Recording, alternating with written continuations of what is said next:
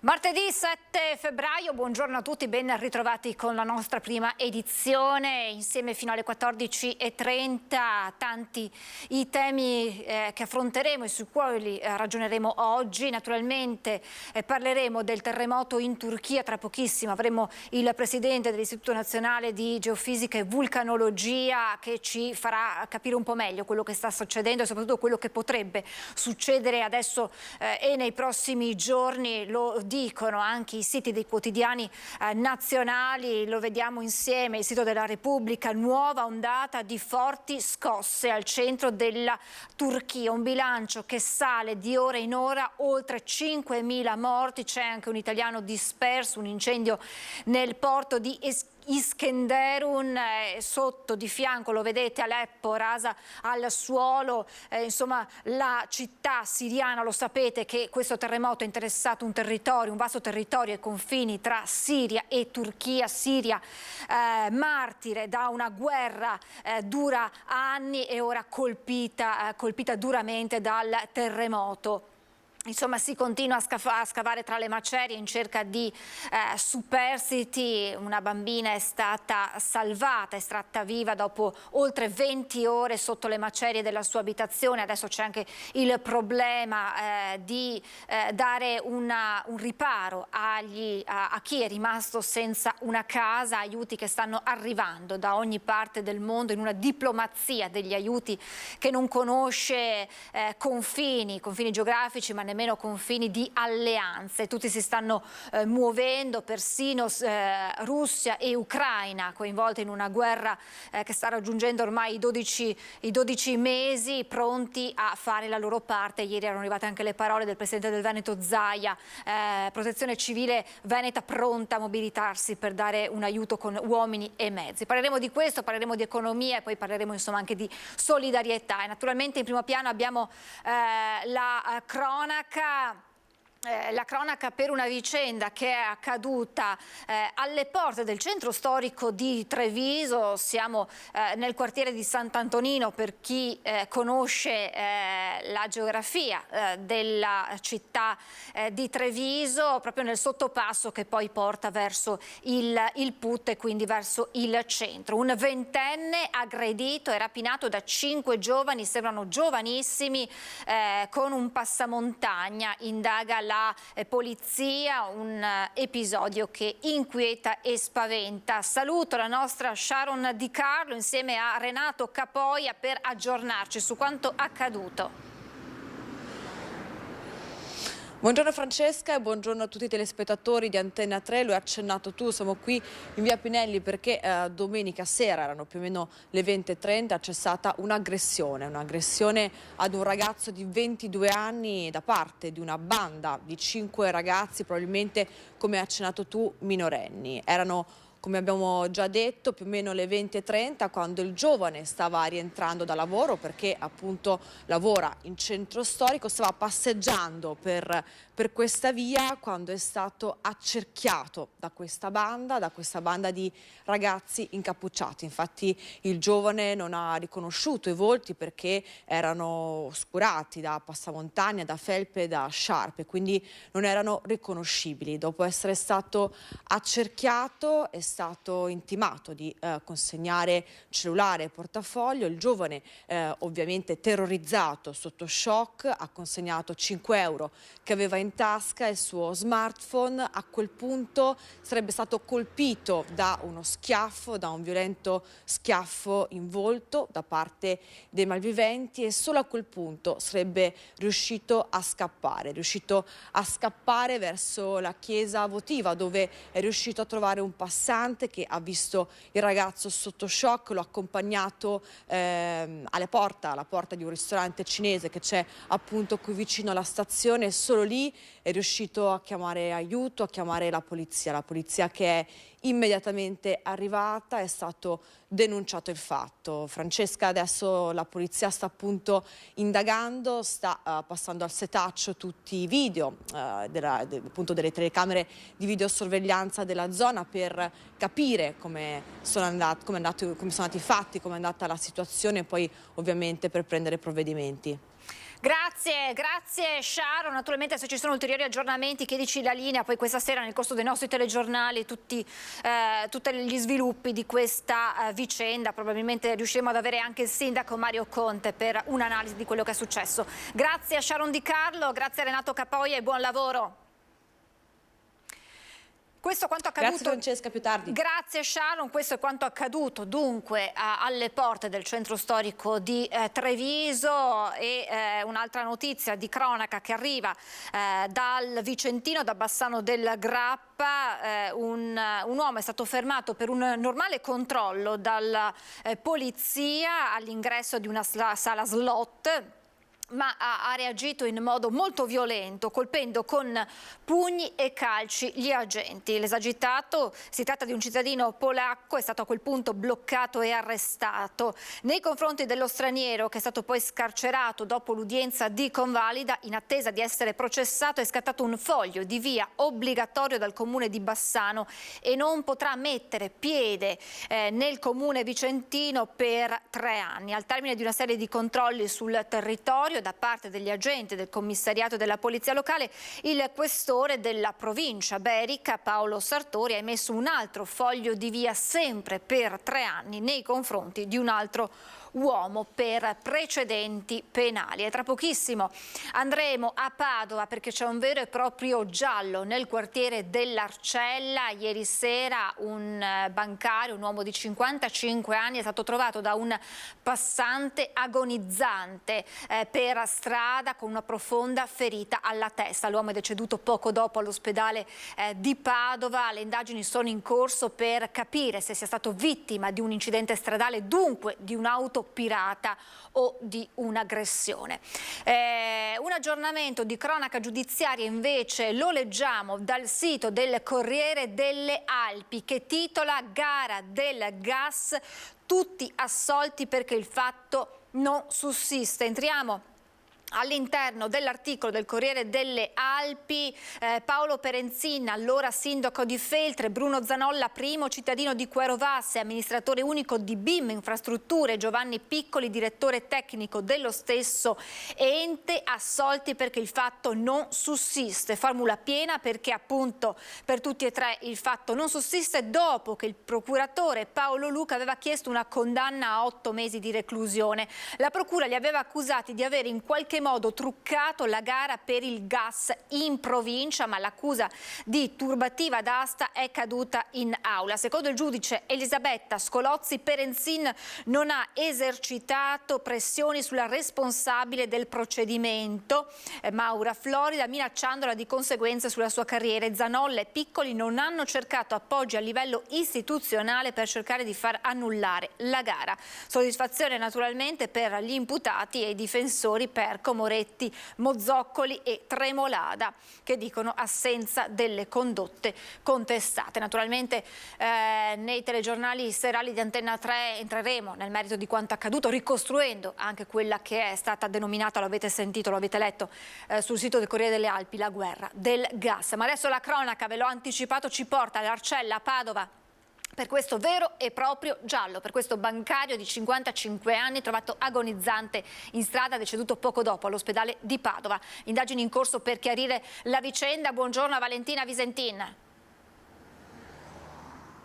Buongiorno Francesca, noi ci troviamo proprio nel punto esatto in cui è stato ritrovato Fabrizio Coppetti, bancario di 55 anni, trovato agonizzante. Qui lo vedete ancora, uno dei pochi segni, dei rilievi fatti dalla polizia locale ieri sera, intervenuta sul posto dopo essere stata allertata dal SUEM, che a sua volta era stato chiamato da alcuni automobilisti che si erano accorti del corpo accasciato in strada, a bordo strada. L'uomo è spirato poco dopo, intorno alle 21 circa, in ospedale a Padova, dove i medici avevano tentato un disperato intervento per ridurre l'emorragia. Troppo vasti i traumi al volto, erano concentrati soprattutto nella parte alta del volto. Cosa sia accaduto? Le ipotesi sono al vaglio della polizia locale, non si esclude nessuna pista. Ovviamente quello che è sicuro è che non si è trattato di una caduta accidentale proprio per la vastità dei traumi.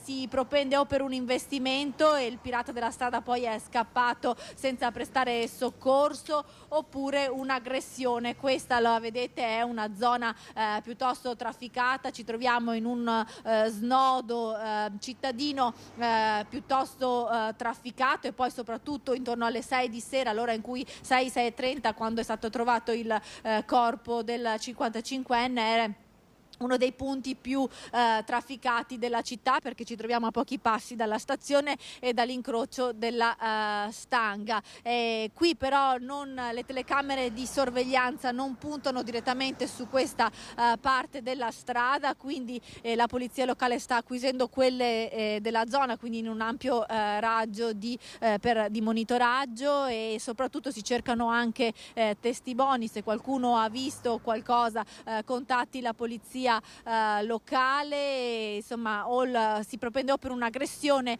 o per un investimento. L'uomo stava tornando a casa perché spesso andava al lavoro a piedi e passava da questa zona, visto che abitava in una parte del quartiere Arcella. Ma ricostruiamo quanto è avvenuto ieri sera nel dettaglio con il nostro servizio. Investimento o pestaggio, quel che è certo è che le ferite al volto di Fabrizio Coppetti non sono compatibili con una caduta accidentale. Partono da qui le indagini della polizia locale per far luce sulla morte del 55enne bancario rinvenuto agonizzante ieri sera alla rotonda tra via del Plebiscito e via Avanzo a Padova.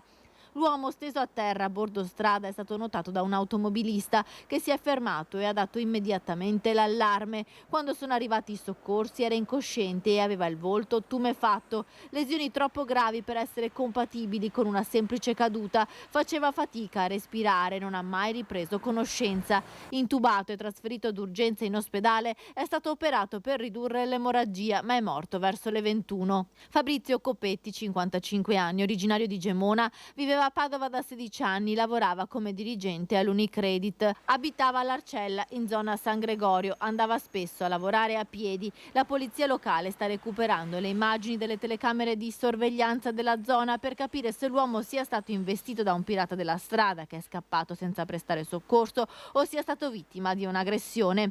La zona del ritrovamento del corpo agonizzante del 55enne ieri sera è stata illuminata a giorno per cercare di individuare eventuali pezzi di auto, camion o segni di frenata, ma al momento nulla è stato ritrovato.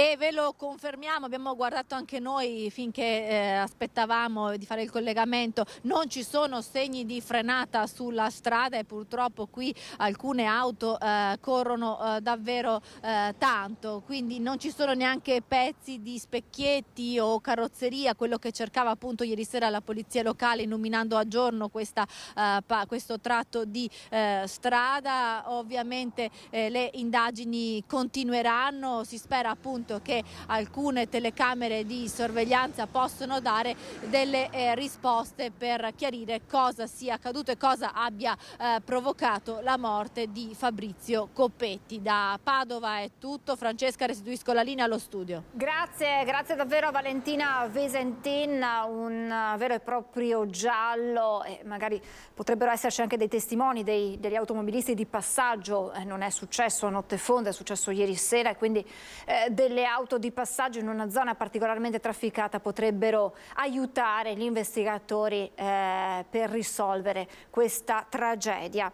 Restiamo a Padova perché i carabinieri hanno sequestrato la stanza dove era ospitato il 72enne morto dopo essere precipitato dal secondo piano di una casa di riposo. La procura ha disposto il sequestro della stanza della residenza per anziani Parco del Sole di via Boccaccio a Padova, dalla quale è precipitato venerdì sera perdendo la vita un ospite di 72 anni. Il sequestro serve per consentire gli accertamenti tecnici necessari per far luce su quanto accaduto.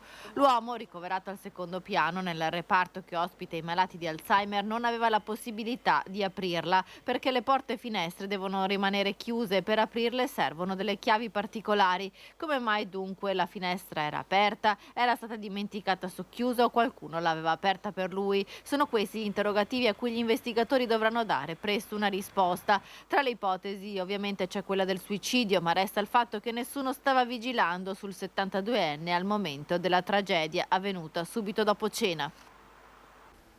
Ieri a Trieste processo d'appello per la morte in A28 di Sara Rizzotto e Jessica Fragasso, le due cugine morte in un incidente stradale, con il pirata che potrebbe beneficiare di uno sconto di pena.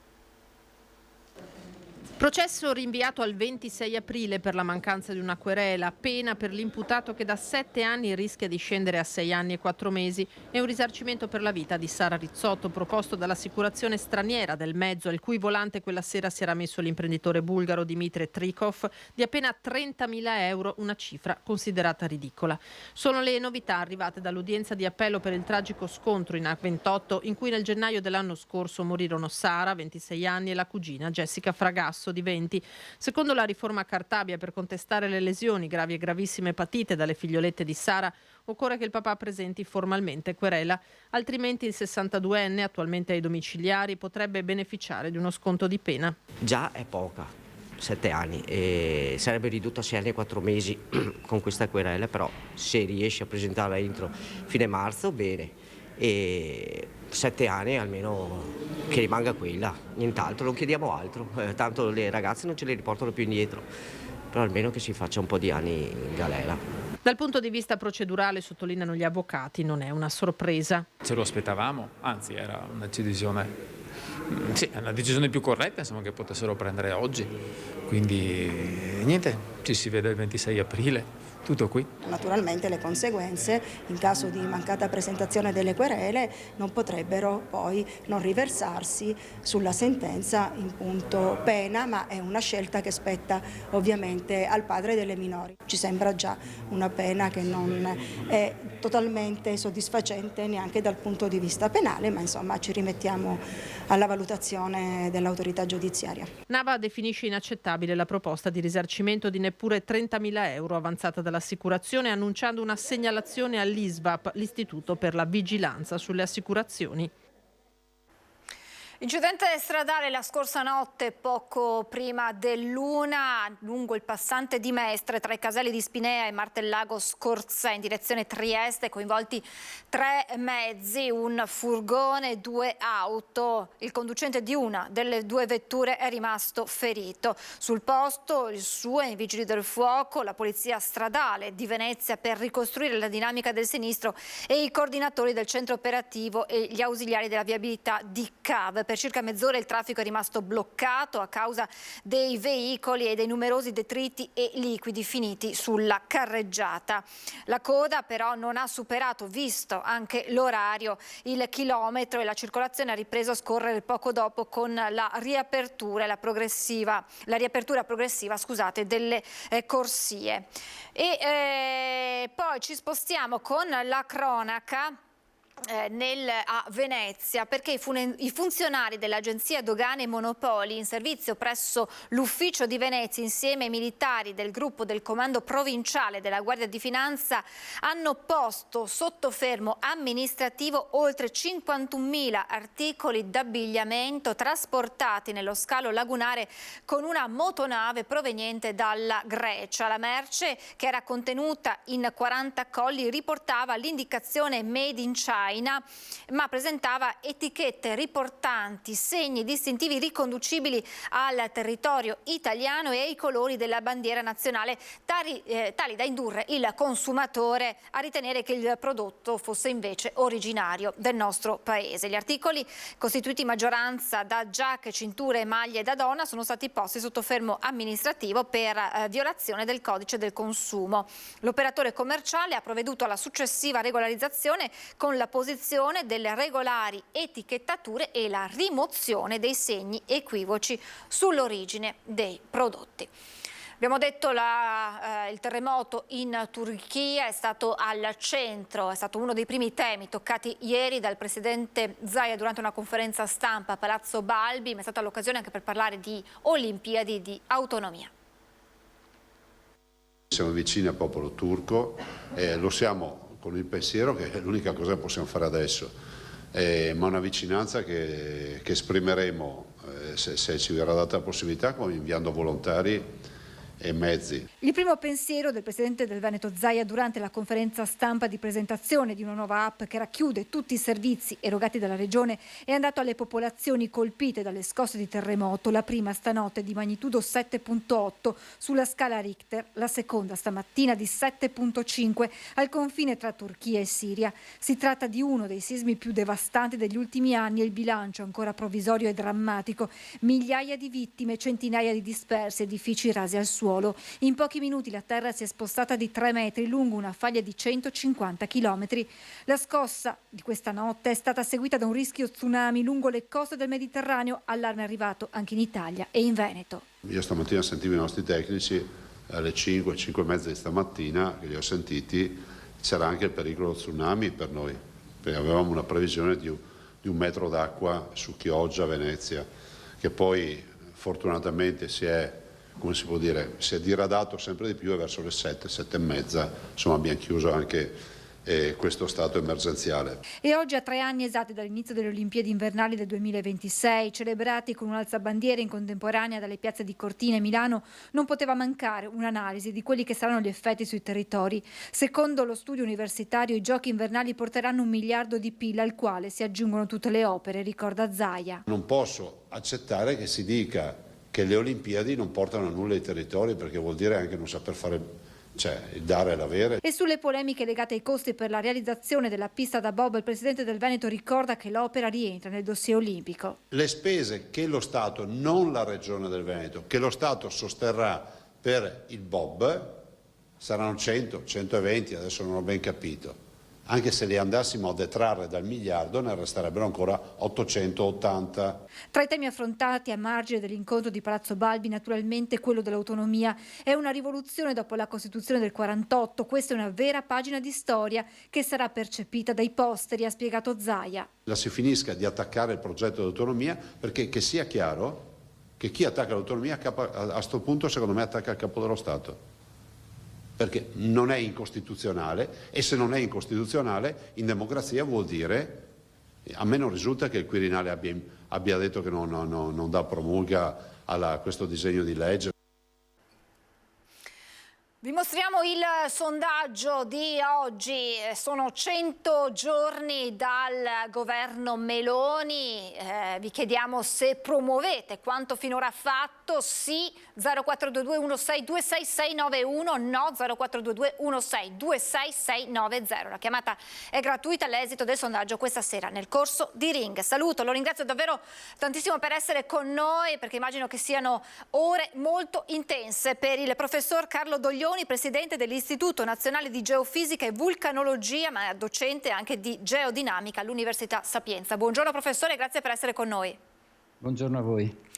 Professore, che cosa è successo nella notte tra domenica e lunedì in Turchia? Parliamo di una prima scossa di 7.9 sulla scala Richter, una serie di scosse di assestamento, se ne contano davvero a decine. Ieri mattina addirittura una scossa, ma adesso lei mi correggerà, non è probabilmente di assestamento, di 7.5. Parliamo addirittura di uno spostamento dello suolo dell'Anatolia di 3 metri lungo una faglia di 150 chilometri.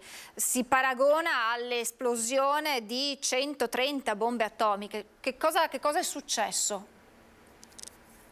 Succede che nel giro di un minuto, ieri notte, è stata rilasciata un'energia magari accumulata nel corso di alcuni secoli nella crosta terrestre che separa l'Anatolia, la Turchia in particolare, da quella che chiamiamo placca araba, che contiene varie nazioni, perché la geodinamica non ha confini politici ovviamente, e questa energia si è accumulata al punto tale da non essere più in grado di essere assorbita dal volume crostale, quindi a un certo punto questo si è rotto come se fosse una molla che ha esploso questa sua energia lungo dei piani di movimento che hanno permesso la dissipazione di una parte di questa energia, perché molta altra parte va appunto nel deformare le rocce. Questo movimento, che probabilmente all'insieme delle due principali scosse, quella di 7.8 e quella di 7.5, ha provocato probabilmente un movimento ben superiore ai 3 metri che avevamo stimato inizialmente, quindi probabilmente si arriverà almeno a 5-6 metri.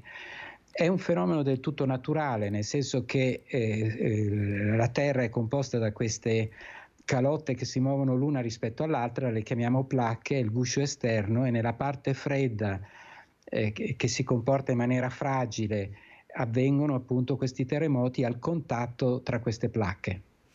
Tutta questa energia accumulata si è liberata o dobbiamo aspettarci ancora fenomeni così forti nelle prossime ore, nei prossimi giorni?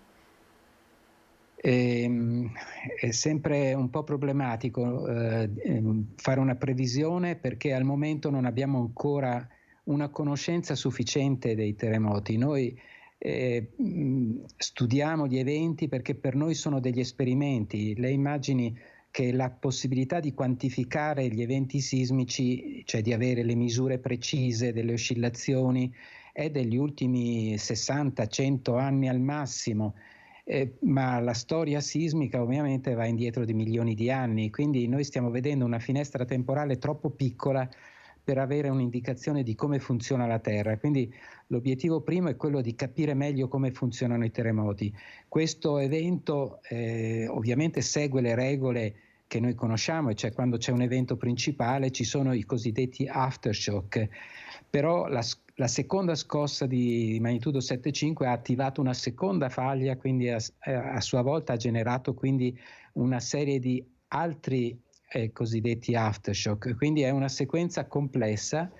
Ricorda un po' una sequenza che è avvenuta in California 4 anni fa, in cui si sono attivate a distanza, però in quel caso di maggiore tempo tra la prima e la seconda, 2 eventi su strutture diverse.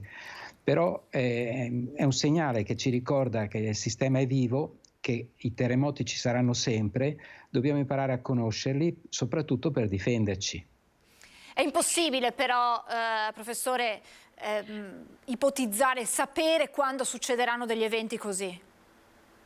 Perché si è parlato, mi perdoni, si è parlato, leggevo così, di un vento anomalo che aveva preceduto quella notte le scosse, questi collegamenti tra episodi meteorologici e poi forti scosse di terremoto. No, queste sono considerazioni che non hanno molta ragione fisica che possiamo valutare. E di certo c'è un'energia che viene accumulata ogni anno dalla Terra e che viene dissipata nello stesso modo. Infatti c'è una legge chiamata proprio di Gutenberg-Richter, il famoso sismologo, e si vede che c'è una certa continuità di distribuzione della sismicità, e non c'è ora del giorno o particolare periodo dell'anno in cui si sviluppano maggiormente o meno. Ovviamente noi non siamo in grado oggi di prevedere i terremoti, però questo non esclude che tra qualche decina d'anni ci si riesca, nel momento in cui avremo una rete capillare di monitoraggio dei segnali che la Terra ci esprime, perché ci sono tanti segnali. Adesso lei parlava di una possibilità di un vento. In realtà qualsiasi fenomeno sulla Terra, inclusi i terremoti, è legato a dei gradienti, che possono essere gradienti di pressione, gradienti di temperatura, gradienti elettrochimici. C'è una vastità di fenomeni naturali che si attivano proprio in presenza di gradienti. Nel caso specifico, il terremoto è la dissipazione di un gradiente di energia elastica, almeno per questo tipo di terremoti. Leggevo, professore, che si teme ora una cosiddetta epidemia sismica. Che cosa vuol dire? Sulla faglia nord anatolica, nella parte nord della Turchia, si è visto che i terremoti nel passato hanno avuto una scansione temporale, quindi si attiva un segmento e si genera un terremoto, poi si sposta lateralmente un po' verso ovest, poi successivo ancora verso ovest. Cioè, significa che lo stato di stress, una volta dissipato su un determinato volume, riesce a spostarsi su quello successivo e ancora dopo. Quindi in questo senso c'è una specie di epidemia. però chiaramente questo effetto ha delle capacità di attivazione locale, diciamo regionale più che locale. Quindi il fenomeno epidemico è un fatto noto e che è legato proprio al trasferimento dello stato di sforzo all'interno della crosta terrestre. C'è stato un rischio tsunami subito dopo le scosse che è arrivato fino a noi. Si dice che la scossa sia stata avvertita fino alla Groenlandia, solo per capire di che tipo di sisma stiamo parlando. E chiaramente ci si interroga ora su quelli che sono i rischi anche per il nostro territorio, che sappiamo avere delle zone altamente sismiche. Ci si chiede se potrebbe verificarsi un fenomeno così. Torniamo alla domanda che le avevo fatto prima, l'impossibilità di ipotizzare questo, ma che rischi ci sono per il nostro paese, professore? Noi abbiamo da fare i conti in casa, nel senso che abbiamo un sacco di faglie attive in Appennino, nelle Alpi, e quindi è opportuno conoscerle meglio e implementare la rete sismica, la rete accelerometrica, la rete geodetica, insomma di GPS, e fare una rete idrogeochimica. Abbiamo tante cose che dobbiamo iniziare a crescere. Per fare un esempio, in Giappone ci sono 5.000 stazioni sismiche, molte di queste in pozzo proprio per essere più efficaci. In Italia ne abbiamo 450, dobbiamo crescere in questo senso. L'Italia ha una sua pericolosità sismica naturale, inevitabile, dobbiamo imparare a conviverci. Ci sono terremoti più o meno ogni 4-5 anni in media dal punto di vista statistico, e questo continueranno nei secoli, quindi dobbiamo conoscere meglio cosa succede durante il terremoto per costruire le case in modo da difenderci dal terremoto. Eventi come quello di ieri in Turchia, di magnitudo superiore a 7 fino a 7-9, ne avvengono in media una quindicina all'anno. Molti di questi avvengono in mare, per cui non si ha notizia, per cui non fanno i danni che purtroppo hanno causato questa tremenda tragedia in Turchia e Siria. L'effetto tsunami, per concludere, c'è stato un piccolo tsunami di una trentina di centimetri. Noi eravamo in attesa che il governo turco spegnesse l'allarme tsunami. Non avendolo chiuso, noi per prudenza abbiamo ritenuto necessario considerare questa opportunità. Capisco che fare degli allarmi può procurare dei danni anche economici, però la prudenza purtroppo ci insegna che è meglio essere attenti a quelle che possono essere le conseguenze di un mancato allarme. Questo tsunami di 30 centimetri dove è stato rilevato, professore? È stato rilevato nell'area vicino a Cipro, e da lì si è spostata verso occidente. Ha continuato appunto, poi evidentemente si è dissipata l'energia, perché 30 centimetri in mare aperto vuol dire che in corrispondenza di una costa il volume d'acqua ovviamente è costretto ad adattarsi alla forma della battimetria, e di conseguenza diventa molto più alto, quindi 20-30 centimetri possono diventare 1 metro, 2 metri di inondazione, e un'onda di tsunami alta 1 metro è già in grado di produrre grossissimi danni. Le faccio un'ultima domanda e le chiedo già scusa se è poco da addetta ai lavori, ma dalla conoscenza che avete voi, dalla storicità di episodi così violenti, si è parlato di possibili episodi in quella zona, in quell'area, in quella regione, ma potrebbe innescare dei terremoti anche in altre aree quanto accaduto, o è una cosa che riguarda quella zona del mondo? Beh, il discorso di prima, il famoso concetto epidemico, in realtà appunto il campo di stress si è concentrato in quell'area, esatto, in quella regione del mondo, e non dovrebbe avere, è troppo distante per avere effetti sulle faglie italiane. Però è anche vero che la Terra è un sistema unico in cui c'è un'energia globale che viene ridistribuita, però sono fenomeni di gradienti di velocità locali che determinano gli effetti sismici nelle specifiche regioni. Professore, io la ringrazio davvero tantissimo per la sua disponibilità e torneremo insomma nei prossimi giorni a contattarla per capire come sta evolvendo la situazione, sperando che dia una tregua soprattutto per i soccorritori. Vediamo subito che sono stati estratti vivi una donna e 3 figli dopo 28 ore sotto le macerie, un piccolo miracolo in questa tragedia. Professore, grazie davvero per il suo contributo fondamentale in queste ore. Grazie al professor Carlo Doglioni, presidente dell'Istituto Nazionale di Geofisica e Vulcanologia, e naturalmente buon lavoro. Grazie professore. Grazie. Grazie davvero. Adesso corro a Mestre con Ilaria Marchiori. Chiedo scusa a lei e ai suoi ospiti, ci hanno aspettati per questo collegamento per una protesta dei lavoratori della motorizzazione. Buongiorno Ilaria, buongiorno ai tuoi ospiti. Buongiorno Francesca, eccoci qui, siamo di fronte alla motorizzazione di Mestre. Insieme a me qui partiamo subito con Massimo Zanetti, segretario regionale della UIL, della pubblica amministrazione, per spiegare i motivi di questo presidio. Beh, intanto cominciamo a dire che questa è un'iniziativa che è partita dai lavoratori e da diverse città italiane, ben 51 oggi erano collegati in assemblea con qui a Mestre Motorizzazione. Allora, che cosa c'è da dire? C'è da dire che si va verso la perpetuazione di un indirizzo che è quello di svuotare le competenze pubbliche per assegnare molte funzioni ai settori privati. Nel caso della motorizzazione civile, infrastrutture e trasporti in buona sostanza, siamo di fronte a una carenza gravissima di personale che negli anni ha visto venir meno appunto la funzionalità, e quindi i lavoratori si devono, come dire, sopportare pesi importanti per garantire i servizi che giustamente l'utenza rivendica. Domani c'è un incontro importante al Ministero con il Vice Ministro.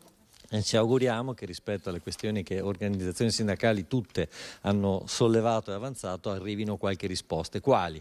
Un investimento immediato in termini di risorse umane, 2, smetterla con la privatizzazione dei servizi e riportare nell'alveo pubblico competenze che sono strettamente di natura pubblica. Avete fiducia in questo incontro? Ma diciamo che non siamo, come dire, particolarmente fiduciosi, perché l'indirizzo, anche le recenti interviste che ha fatto il ministro Salvini sulla rivista specifica di settore 4 ruote, dove intende appunto privatizzare alcuni servizi, non ci fanno ben sperare. Mi auguro di sbagliarmi. Siamo anche qui con Giuseppe Nolè della CISL, Funzione Pubblica Venezia. Voi vi trovate comunque, vi scontrate ogni giorno con delle difficoltà oggettive. Sì, ci sono delle difficoltà oggettive perché i servizi che offre la motorizzazione sono tanti, sono importanti, come la revisione dei mezzi pesanti che circolano sulle nostre strade, e in questa mobilitazione ci sono anche i colleghi però del provveditorato alle opere pubbliche, che è un altro settore importante e anche strategico del nostro Paese, perché a questo ufficio sono legati tanti progetti importanti del PNRR. Lì servono altrettanti investimenti in personale qualificato, tecnico, ingegneri, architetti, perché questi soldi che ci sono stati dati dall'Unione Europea vanno spesi in tempi brevi, sappiamo tutti, e quindi è necessario un investimento in risorse umane e in strumentazione tecnologica, perché i colleghi hanno necessità anche di avere una strumentazione che possa accelerare appunto questi servizi e lo sviluppo di questa attività. Abbiamo sentito come questo non sia un caso isolato, quindi non riguardi solo Mestre, ma generalizzato. Sì, assolutamente, la carenza di organico, che è di tutta la pubblica amministrazione in questo Ministero, è molto forte. Oggi, come ha detto prima il collega Massimo Zanetti, c'erano collegati in assemblea con noi altri 50 uffici di tutta Italia e le tematiche sono sempre le stesse, per cui la rivendicazione è forte, compatta e unitaria.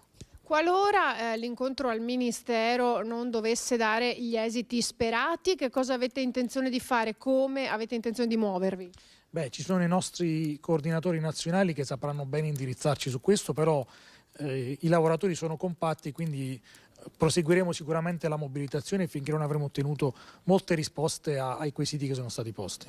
Ecco, allora avete sentito quali sono le motivazioni, aspettiamo anche di capire quale sarà l'esito dell'incontro di domani al Ministero. Io ringrazio i nostri ospiti, se non ci sono altre domande restituisco la linea allo studio. Grazie a Ilaria Marchiori, grazie a Sandro Ponche, grazie ai vostri ospiti. Adesso ci fermiamo per la pubblicità, tra poco.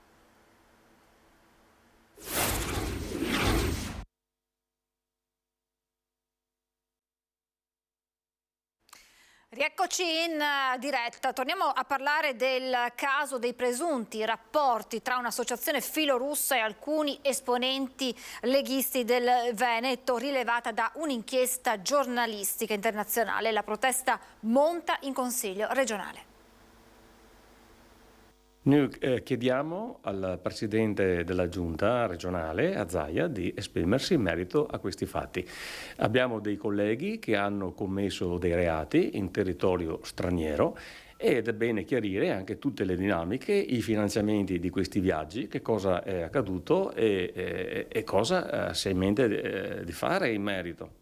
Non molla la presa l'opposizione in Consiglio regionale, anzi per certi versi getta benzina sul fuoco della polemica, quella innescata dall'inchiesta giornalistica internazionale e rilanciata sabato dallo speaker della minoranza Arturo Lorenzoni, secondo cui alcuni leghisti veneti avrebbero ricevuto favori per portare avanti nelle sedi istituzionali un'azione politica a favore dell'invasione russa in Crimea e contro le sanzioni a Mosca, azione culminata nel maggio 2016 con una risoluzione ad hoc a Palazzo Ferrofini, facendo del Veneto la prima regione in Italia e tra le prime in Europa ad adottare un provvedimento del genere. L'inchiesta, basata su migliaia di mail riservate, se da un lato non dimostrerebbe l'effettuazione di pagamenti, dall'altro confermerebbe l'esistenza di un rapporto assiduo tra l'associazione di un parlamentare russo e alcuni esponenti della maggioranza. Su tutti il consigliere regionale Stefano Valdegamberi, che ha già bollato il tutto come balle. A finire nel mirino ora, perlomeno quello politico, tra gli altri anche il senatore leghista Paolo Tosato, il presidente del Consiglio regionale Roberto Ciambetti, che a sua volta ai nostri microfoni aveva rispedito al mittente ogni accusa, rilevando come in corso ci sia una guerra di propaganda.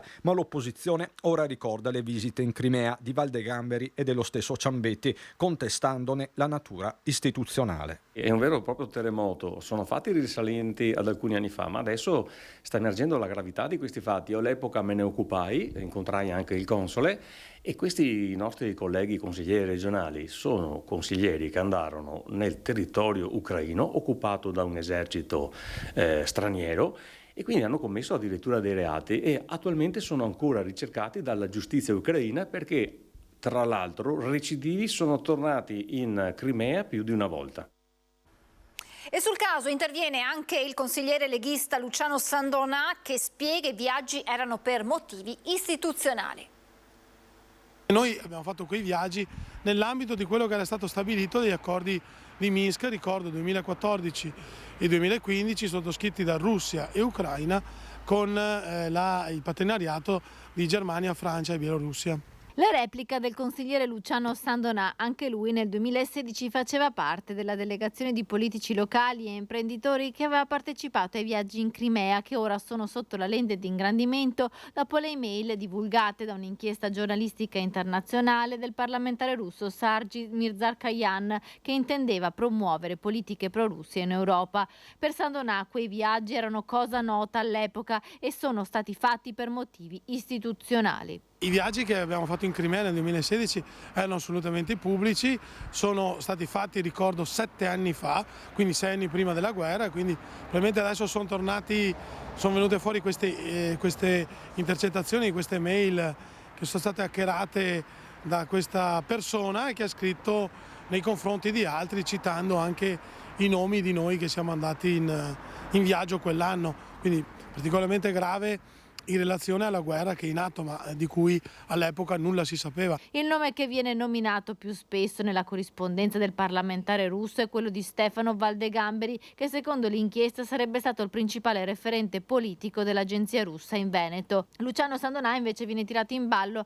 in un'email per un affare che metteva in contatto una cantina della Valpolicella con una rete vitivinicola in Crimea. Niente di più falso, dice Sandonà, che replica così. Queste mail escono a una settimana dal voto in 2 regioni italiane, star fuori dalla narrazione ufficiale, dal mainstreaming che narra, diciamo, quello che sta succedendo in Ucraina in una certa maniera. Ricordo che l'Italia sta partecipando in maniera indiretta alla guerra fornendo delle armi, cosa cui io sono assolutamente contrario, e poi tutto quello che ci è stato detto relativo alla politica delle sanzioni, che non sta assolutamente funzionando e sta anzi colpendo maggiormente i cittadini contribuenti italiani e anche le nostre aziende, specie venete. Questa è una cosa che magari dà fastidio, dà molto fastidio a qualcuno, ed ecco che escono anche le mail in questi giorni. E ieri sera è intervenuto nella trasmissione del nostro vice direttore Ferdinando Avarino Ring, il consigliere regionale Stefano Valdegamberi, tra i nomi che compaiono in questa inchiesta giornalistica. Ha spiegato la sua posizione, la sua verità e poi si è detto pronto ad intervenire in Consiglio regionale. Intanto lei riferirà in aula in Consiglio regionale? Ma riferirò in aula, certo, su cose che non esistono. Vorrei che il PD riferisse anche sulle borse di soldi che sono arrivate sulla Bruxelles, che sono cose reali quelle. Io riferisco sulle fantasie, perché non posso riferire su una cosa che non esiste, su accuse che sono infondate. Io spero che la magistratura, anzi se lo farò io le denunce alla magistratura, perché voglio che poi querelare tutti coloro che hanno detto la falsità. Perché non può parlare di qua e di là quando tutte balle. La cronaca: i poliziotti della sezione antidroga della squadra mobile della questura di Padova hanno arrestato un nigeriano di 31 anni residente a Polesella nel Rodigino, ma di fatto occupante un appartamento a Legnaro in provincia di Padova, trovato con 11 kg tra cocaina ed eroina confezionati in 940 ovuli distribuiti a loro volta in 69 buste. La droga era stata nascosta nell'appartamento e nell'attigua rimessa nella quale gli investigatori avevano notato da tempo un notevole flusso di persone. L'uomo è stato portato nel carcere di Padova. Ci spostiamo a Belluno perché domenica, prima di pranzo, all'ex asilo Cairoli di Belluno per i 42 rifugiati ucraini è stato il giorno dell'arrivo nella struttura. Il gruppo, ospitato da marzo nell'ex caserma dei Vigili del Fuoco, è stato trasferito appunto in via Piave, dove gli operai comunali e i volontari di protezione civile sono intervenuti per adattare gli spazi e renderli idonei all'accoglienza dei bambini. Ieri mattina siamo andati a visitare la nuova sede. Siamo davanti alla scuola materna Cairoli di Belluno, dove da ieri pomeriggio sono stati trasferiti i profughi rifugiati ucraini che erano ospitati dall'anno scorso nella ex caserma dei Vigili del Fuoco. A fianco a me l'assessore Franco Roccon. Assessore, ci porta all'interno dell'asilo per vedere cosa avete fatto per poter ospitare questi ucraini? Ma è stato fatto un lavoro davvero importante dai nostri dipendenti comunali. Tutti si sono messi, diciamo, pancia a terra, come si dice, per dare il meglio a questi nostri ospiti. La nuova casa dei rifugiati ucraini si trova a pochi passi da Piazza Duomo e si affaccia sul Piave. Entriamo, venite con me a vedere un po' questo lavoro importante che abbiamo fatto. Buongiorno. Buongiorno. Questo è l'ingresso, la reception, diciamo per dare modo di registrare le entrate e le uscite di questi nostri ospiti. Poi li abbiamo collocati su tutti e tre i piani più un attico che sta sopra.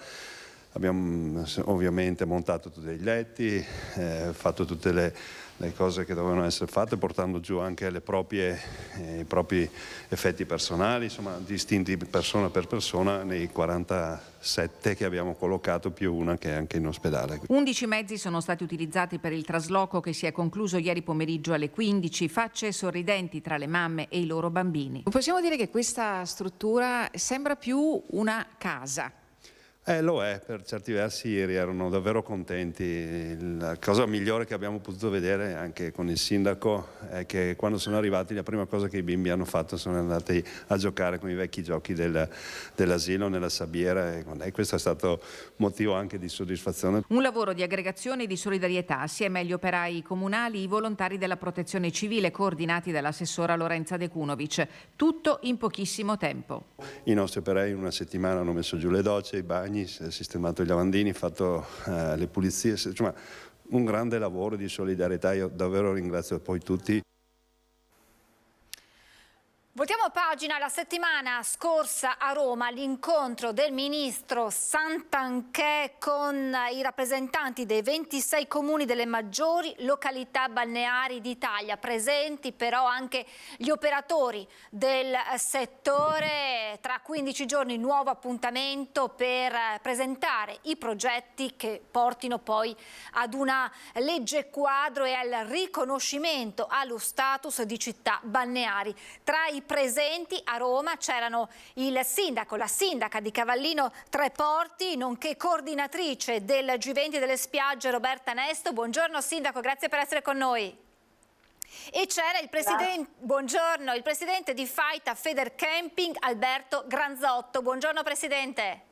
Buongiorno a voi. Intanto grazie davvero per essere con noi, sappiamo siete oberati di impegni, quindi grazie per questo tempo che ci dedicherete. Allora, sindaco, che cosa è stato deciso, o meglio, qual è stato il passo in avanti fatto in questo incontro a Roma e diciamolo subito, non vi coglierà impreparati questa richiesta del ministro Santanchè perché voi è da anni che lavorate su questi progetti. Assolutamente, noi è da 5 anni che lavoriamo perché abbiamo evidenziato una grande criticità. Le nostre città sono città fisarmonica che fanno fatica a gestire perché siamo organizzati da piccole città e diventiamo invece d'estate delle grandi metropoli che ovviamente anche d'inverno hanno bisogno di attività sul demanio, sull'erosione e sulla sicurezza, sul tema del lavoro. Ed è su tutte queste criticità che noi abbiamo da sempre evidenziato la necessità che ci sia una legge che riconosca questa nostra particolarità, queste nostre peculiarità. Io ho sempre detto, da coordinatrice del G20S, che non vogliamo privilegi, ma vogliamo il riconoscimento di quello che siamo, cioè dei borghi d'inverno, ma con grandi necessità che devono rispondere alle esigenze della nostra residenza in termini di servizio, ma anche rispondere alle esigenze degli ospiti. E su questo tema di carattere generale abbiamo sempre trovato una grande attenzione da parte della politica, ma senza nessun segno concreto e tangibile. Il ministro Santanchè, ma anche il ministro Salvini, ma anche gli altri membri del governo e in generale la ministra Santanchè su delega della Presidente del Consiglio Meloni hanno evidenziato che c'è da parte loro una grande sensibilità per andare avanti, cioè per trasformare quella che è la criticità oggettiva delle nostre città in una legge cornice sulla quale costruire dei singoli temi, l'erosione, la sicurezza, risorse, il lavoro dipendente, il tema dei dipendenti comunali, del personale del comunale, l'uso dell'imposta di soggiorno e molti altri temi. Perché noi oggi non possiamo più far fronte a queste grandi necessità con solo le nostre forze. Sindaco, tanto per farci capire, per dare una fotografia ben chiara, quanti abitanti ha Cavallino Treporti nel periodo invernale e quanti ne ha nel periodo estivo, proprio per quel comune fisarmonica, questa immagine molto dettagliata che lei ha dato del suo comune? Allora, il modello Treporti è un modello generale di tutti i comuni della G20S, quindi noi siamo la seconda spiaggia d'Italia, la prima spiaggia del Veneto, siamo oggi siamo a febbraio, una comunità di 13.500 persone, un po' come San Stino di Livenza, solo che San Stino di Livenza rimane in questa fascia di popolazione sempre durante tutto l'anno. Cavallino Treporti tra 4 mesi avrà 120.000 persone. Oggi Cavallino Treporti ha anche una spiaggia da aprire e da gestire, ha con 15 vigili oltre 6 milioni e mezzo di presenze turistiche da gestire e ha quindi una serie di necessità che non sono quelle collegate ai 13.500 abitanti residenti, ma che sono collegate ai 6 milioni e mezzo di presenze turistiche. Presidente Granzotto, a Roma non c'erano solo gli enti, quindi i comuni, ma c'erano anche le imprese, gli addetti ai lavori, chi vive sulla propria pelle, con la propria impresa, quelle che sono le difficoltà. e naturalmente lavorate fianco a fianco con i comuni per questo progetto. Con che richieste, Presidente? È stato per noi un grande piacere partecipare fin dall'inizio a questo progetto che riteniamo fondamentale per aiutare la crescita delle imprese del turismo ricettivo all'aria aperta in questi comuni, perché abbiamo quotidianamente dei problemi legati alla gestione dell'amministrazione, quindi al fatto che ci siano degli organici non dimensionati alle nostre richieste, all'esigenza di garantire la sicurezza e molti altri servizi ai nostri clienti. Quindi abbiamo con piacere affiancato le amministrazioni comunali in questo processo per cercare di ottenere riconoscimento non di privilegi, ma di una situazione oggettivamente di difficoltà nell'affrontare le dimensioni molto importanti che raggiungono queste località nei periodi estivi. Il caso di Cavallino Tre Porti non è unico, anche gli altri comuni che fanno parte del G20S hanno tutti le stesse caratteristiche, le stesse problematiche. Ecco, la sindaca faceva riferimento insomma anche ad un ragionamento dal punto di vista del personale per i comuni, ma sappiamo, ne abbiamo parlato a lungo l'estate scorsa, della difficoltà anche per voi di trovare dipendenti, di trovare personale da impiegare nelle vostre strutture. Anche su questo sarà importante dare delle risposte. Certamente, il tema delle risorse umane per noi è un tema fondamentale su cui tutto il settore del turismo e chiaramente anche noi dell'aria aperta siamo attivamente occupati per venire ad offrire ai nostri collaboratori un ambiente di lavoro il più possibile avvincente e poterli quindi venire ad attrarre maggiormente. Il Covid è stato un elemento molto distruttivo da questo punto di vista, che se pensiamo che nel Veneto circa la metà delle persone che erano occupate nel settore turistico nel 2020 hanno dovuto trovare un'occupazione diversa, molto spesso nel settore della logistica o della grande distribuzione. Ricostruire questo patrimonio umano è un compito molto importante che ci vede protagonisti, anche perché le imprese turistiche in generale vedono nella componente dei loro collaboratori il principale elemento di successo e di consolidamento di quel percorso di crescita che ci ha visto protagonisti in questi ultimi anni. Sindaco Nest, un progetto che va ben al di là dei colori politici. Assolutamente, la grande soddisfazione è che abbiamo avuto ospiti come G20. Io coordino questo gruppo di sindaci, abbiamo organizzato l'evento di Roma proprio per invitare tutti i partiti del Parlamento, e quindi abbiamo avuto un esponente dei 5 Stelle, abbiamo avuto un esponente del Partito Democratico, un esponente della Lega, un esponente del Fratelli d'Italia, quindi abbiamo avuto ovviamente il gruppo misto, abbiamo avuto la delegazione dell'ANCI presente, abbiamo potuto da questo punto di vista avere la conferma che trasversalmente tutte le forze politiche condividono questo percorso. Dopodiché è ovvio che ci troveremo con il ministro Santanchè prima della fine del mese di febbraio per declinare concretamente quello che sarà il percorso e anche il progetto concreto di questa legge che noi vogliamo portare avanti. Quindi da questo punto di vista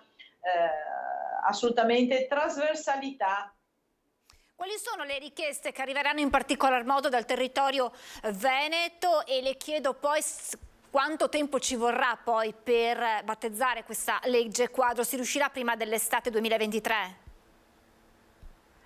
Allora, dal territorio veneto arrivano delle esigenze che sono abbastanza simili alle altre regioni italiane.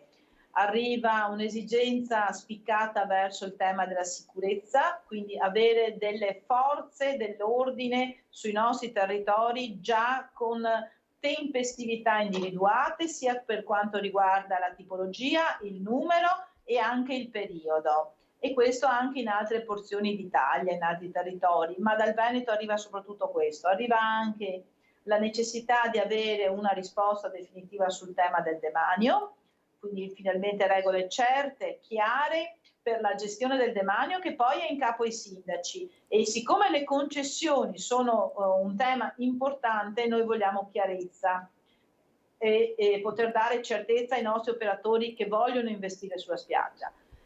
Per quanto riguarda il Veneto arriva anche un'altra richiesta di semplificazione delle procedure amministrative, perché molto spesso non si arriva ad avere fondi del PNRR o piuttosto investimenti privati perché le procedure amministrative, tecnico, edilizie, eccetera, sono troppo lunghe e troppo complesse.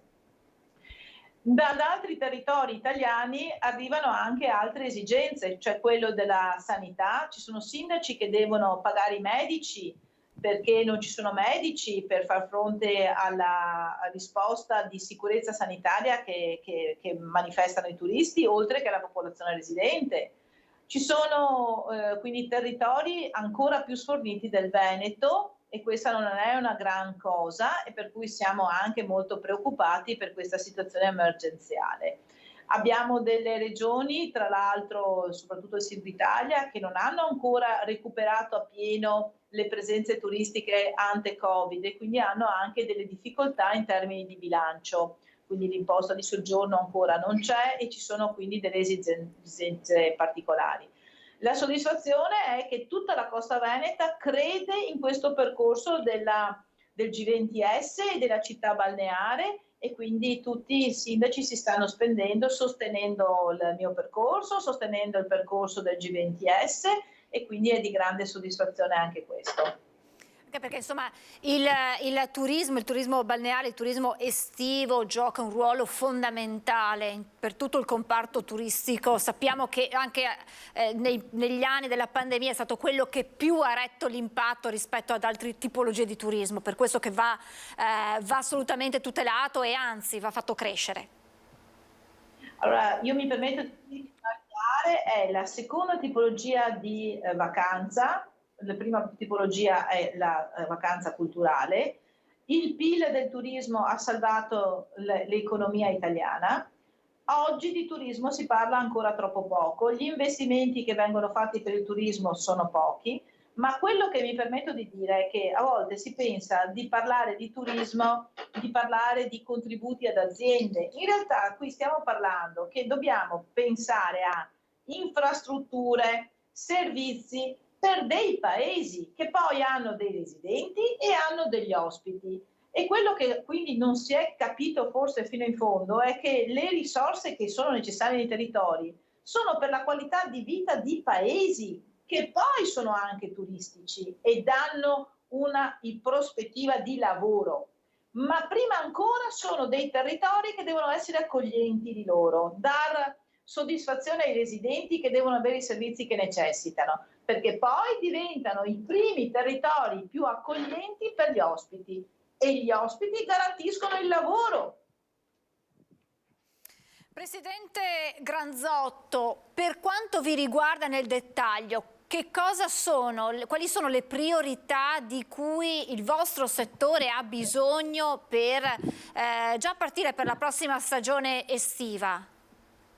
Allora, le priorità per il nostro settore sono molto semplici. Abbiamo bisogno innanzitutto di avere certezza per quanto riguarda l'aspetto del demanio, perché la realtà delle strutture ricettive all'aria aperta è molto legata anche al tema demaniale, insistendo oltre la metà delle strutture ricettive del Veneto su terreno demaniale in parte o parzialmente. Quindi questo è un tema per noi molto importante e siamo in attesa dal governo nazionale di avere delle indicazioni su come intendono procedere, anche perché il decreto concorrenza nelle modalità in cui è stato scritto non tiene conto di quelle che sono le specificità di questo settore, che nel comparto turistico balneare in modo particolare sono la prima forma di vacanza dei turisti italiani e stranieri nel panorama nazionale. Questo per noi è un argomento molto importante.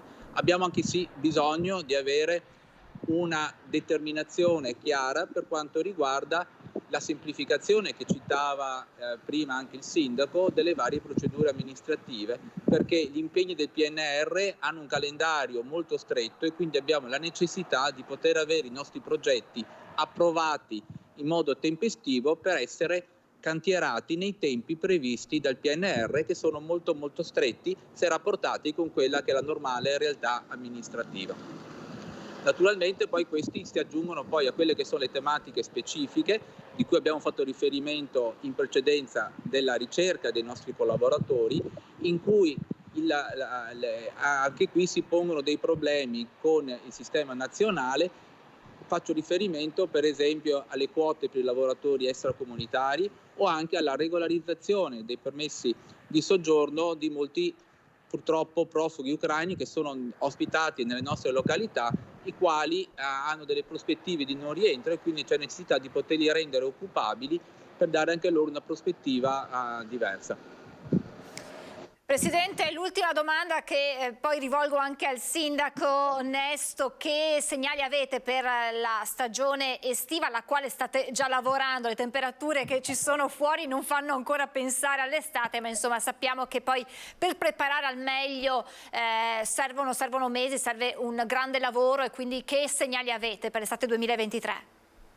Allora, ieri abbiamo inaugurato la fiera di Riva del Gard, dell'ospitalità, e abbiamo presentato i primi numeri che fanno riferimento all'andamento della stagione estiva prossima alla fine del mese di gennaio. Gli indicatori sono molto positivi, abbiamo un trend di prenotazioni confermate che è superiore a quello dell'anno scorso e superiore anche ai periodi equivalenti pre-pandemici. Le prenotazioni sono caratterizzate soprattutto da flussi di provenienza dei mercati nord europei, Germania, Olanda, Austria e Svizzera in modo particolare, e dimostrano una profonda vicinanza a quello che è il settore del turismo all'aria aperto, in generale al turismo balneare nazionale, anche avendo ricevuto riferimenti dagli altri colleghi degli altri settori. Quindi le prospettive sono molto buone, nonostante le difficoltà dei tempi che stiamo vivendo, e questo sicuramente ci dà augurio di poter affrontare una stagione estiva di piena riconferma di quella precedente, che nel 2022 ha visto le strutture ricettive all'aria aperta superare i risultati già buoni che c'erano ante pandemia. Quindi questo a conferma di un trend che vede il nostro settore in continua crescita e apprezzamento da parte del pubblico. Sindaco, numeri importanti che fanno ben sperare. Le chiedo, questa legge quadro è un punto di partenza o un punto di arrivo? Assolutamente un punto di partenza, anche perché dobbiamo ancora averla, e quindi non può che essere un punto di partenza verso un grande tema, che è un po' il tema della Costa Veneta, che sta andando molto bene, e quindi con soddisfazione, perché sono anche la presidente della conferenza dei sindaci del litorale, quindi sa, il mio cuore da veneta non può essere che di soddisfazione per tutti i comuni della nostra costa. Ovviamente di soddisfazione per Cavallino Treporti, in cui l'open air è importantissimo, i campeggi sono importantissimi a Cavallino Treporti, però in Italia in genere, in cui non tutte le regioni stanno andando bene. Quindi un punto di partenza, questa legge che è necessaria per continuare ad avere soddisfazioni. E l'altro tema, che è altrettanto importante, questa legge è il momento di dialogare con chi può mettere mano sul grande tema del lavoro, sia per le imprese, sul costo, quindi la defiscalizzazione di alcuni oneri, sia per i lavoratori. I lavoratori stagionali, avendo quelli che operano nel balneare un'unica stagione, fanno fatica ad avere una dignità di vita, fanno fatica a comprarsi una casa, fanno fatica a mantenere la propria famiglia, a farsi un mutuo, e quindi io credo che dialogare con il governo su questo importante tema, che è prima di tutto sociale e poi anche economico, per me diventa veramente fondamentale, ed è uno degli obiettivi più importanti che ci poniamo come sindaci. Naturalmente noi continueremo a monitorare tutto questo iter fino poi all'arrivo della legge quadro e a tutti gli altri step per quanto riguarda questo percorso. Io intanto ringrazio la sindaca di Cavallino Treporti e coordinatrice del G20S Roberta Nesto, ringrazio il presidente di Faita Federcamping Alberto Granzotto. Insomma, entro fine febbraio questo nuovo incontro, e dunque entro fine febbraio ci diamo nuovamente appuntamento per capire quei passi successivi che sono stati compiuti. Grazie davvero ad entrambi per essere stati con noi, e torneremo ad aggiornarci presto. Grazie davvero e buon lavoro. Grazie. Grazie. Questo dunque insomma l'aggiornamento dalle spiagge italiane, dalle spiagge venete, perché insomma la coordinatrice è un sindaco di una delle località, avete sentito, la prima spiaggia del Veneto, e dunque un punto di riferimento per tutto quello che è il comparto turistico estivo. Entro fine febbraio questo nuovo step, questo nuovo incontro con il ministro Santanchè per mettere nero su bianco le proposte dei 26 comuni che si affacciano sul mare e per arrivare poi all'obiettivo dello status di città balneare, quindi di questa legge quadro. Adesso andiamo a Vicenza perché il nostro Carlo Inghilleri è insieme al nuovo presidente della provincia di Vicenza, Andrea Nardin, che traccia un primo bilancio ad una settimana dal suo insediamento. Buongiorno Carlo e buongiorno al neopresidente. Buongiorno a tutti i telespettatori, ci troviamo nell'ufficio del nuovo presidente della provincia di Vicenza, Andrea Nardin. Congratulazioni a una settimana di lavoro. Un primo bilancio. Intanto buongiorno a lei, buongiorno ai telespettatori. Un bilancio direi positivo nel prendere consapevolezza e approfondire quella che è la struttura organizzativa della provincia di Vicenza. Quindi una settimana intensissima di appuntamenti, ma soprattutto di informazioni che sto cercando di recepire nel minor tempo possibile. Certo, perché pronti via, si parte subito. Prospettive, progetti, quelli sono in questo momento? In questo momento sto cercando di approfondire quanto prima quelle che sono le opere infrastrutturali in atto per poterle monitorare nel tempo e quindi poterne garantire la realizzazione nel minor tempo possibile, soprattutto per quanto riguarda le infrastrutture scolastiche, e poi vorrei dare un occhio di attenzione anche alle manutenzioni delle strutture scolastiche stesse. Scuole, ma non solo le scuole, ci sono due materie che vengono seguite dalla provincia con grande attenzione. Una sono le strade, l'altra è l'ambiente. Delle strade, come dicevo, la prospettiva attuale è quella di monitorare quelli che sono i grandi progetti in corso. Per quanto riguarda l'ambiente, continuano i controlli sulle caldaie che, ove non siano a norma, sono una delle fonti di inquinamento del nostro territorio, e l'altra sto lavorando per portare velocemente anche delle politiche incentivanti per quelli che sono degli stili di vita che possano portare a una riduzione dell'inquinamento. Credo molto nelle politiche incentivanti più che nei divieti. C'era una famosa canzone di Raff, diceva cosa resterà di questi anni '80. Io parafrasandola le chiedo che cosa resterà di queste elezioni provinciali sulle amministrative che stanno arrivando a Vicenza, le amministrative 2023. Credo che possa e debba rimanere una grande attenzione per il corpo elettorale, che nel caso delle provinciali era composto da amministratori, mentre per quanto riguarderà le amministrative di Vicenza sarà composto dai cittadini. Però credo che l'attenzione all'elettore, il poter motivare quella che è la propria candidatura e il poter raccogliere soprattutto le esigenze dell'elettore stesso sia una politica premiante. Nel 2024 a Vicenza ci sarà la giornata nazionale degli alpini. Abbiamo visto che con sé in questo ufficio ha portato diversi simboli delle penne nere, un presidente alpino. Credo che portare con sé la propria storia faccia parte in qualche modo del volerla poi trasferire anche nell'operato quotidiano. Nel 2024 ci sarà una grandissima occasione per la nostra provincia di farsi vedere al mondo delle pelle nere, e non solo, ma soprattutto di ribadire, di in qualche modo evidenziare quelli che sono i valori che il cappello con la pella nera porta con sé, quindi i valori di coerenza, di storia, ma anche di una quotidianità al servizio della gente. E restando nel 2024, a primavera è previsto un ritorno alle urne, questa volta per i cittadini, che per quanto riguarda la riforma delle province prevista dal governo e già annunciata dal ministro Calderoli, torneranno a votare direttamente il presidente della provincia.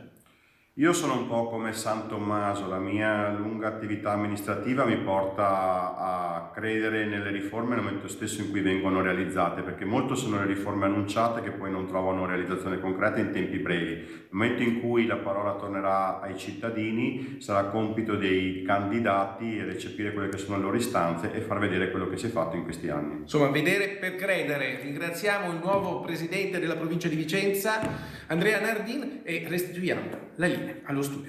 Grazie davvero grazie al neopresidente, grazie a Carlo Inghilleri. E adesso saluto, la ringrazio per essere con noi, la presidente del sistema di categoria benessere di Confartigianato Imprese Padova, Beatrice Daniele. Buongiorno Presidente, grazie per essere con noi. Grazie a lei, buongiorno. Voi avete fatto un'analisi di quello che è lo stato di salute della categoria, parliamo di estetiste, parliamo di acconciatori, parrucchieri e emerge quanto il settore, probabilmente più di altri, abbia faticato e tuttora fatichi ad uscire da quello che è stata la situazione legata alla pandemia. Ricordiamo come la vostra categoria sia stata interessata prima dalle chiusure, poi da una ripartenza con norme rigidissime.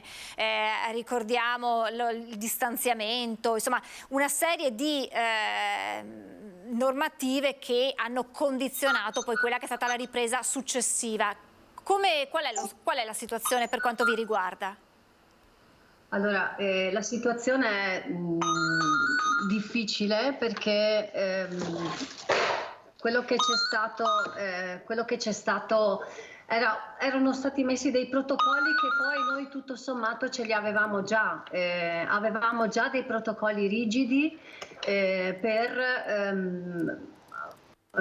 avere le persone in negozio, quindi per noi è stato difficile riaprire perché le persone facevano fatica a fidarsi degli altri. Noi abbiamo tenuto distanziamento, come diceva lei, le mascherine fino a pochissimo tempo fa, perché ancora c'è un po' di diffidenza per quanto riguarda il cliente che entra in un posto abbastanza chiuso.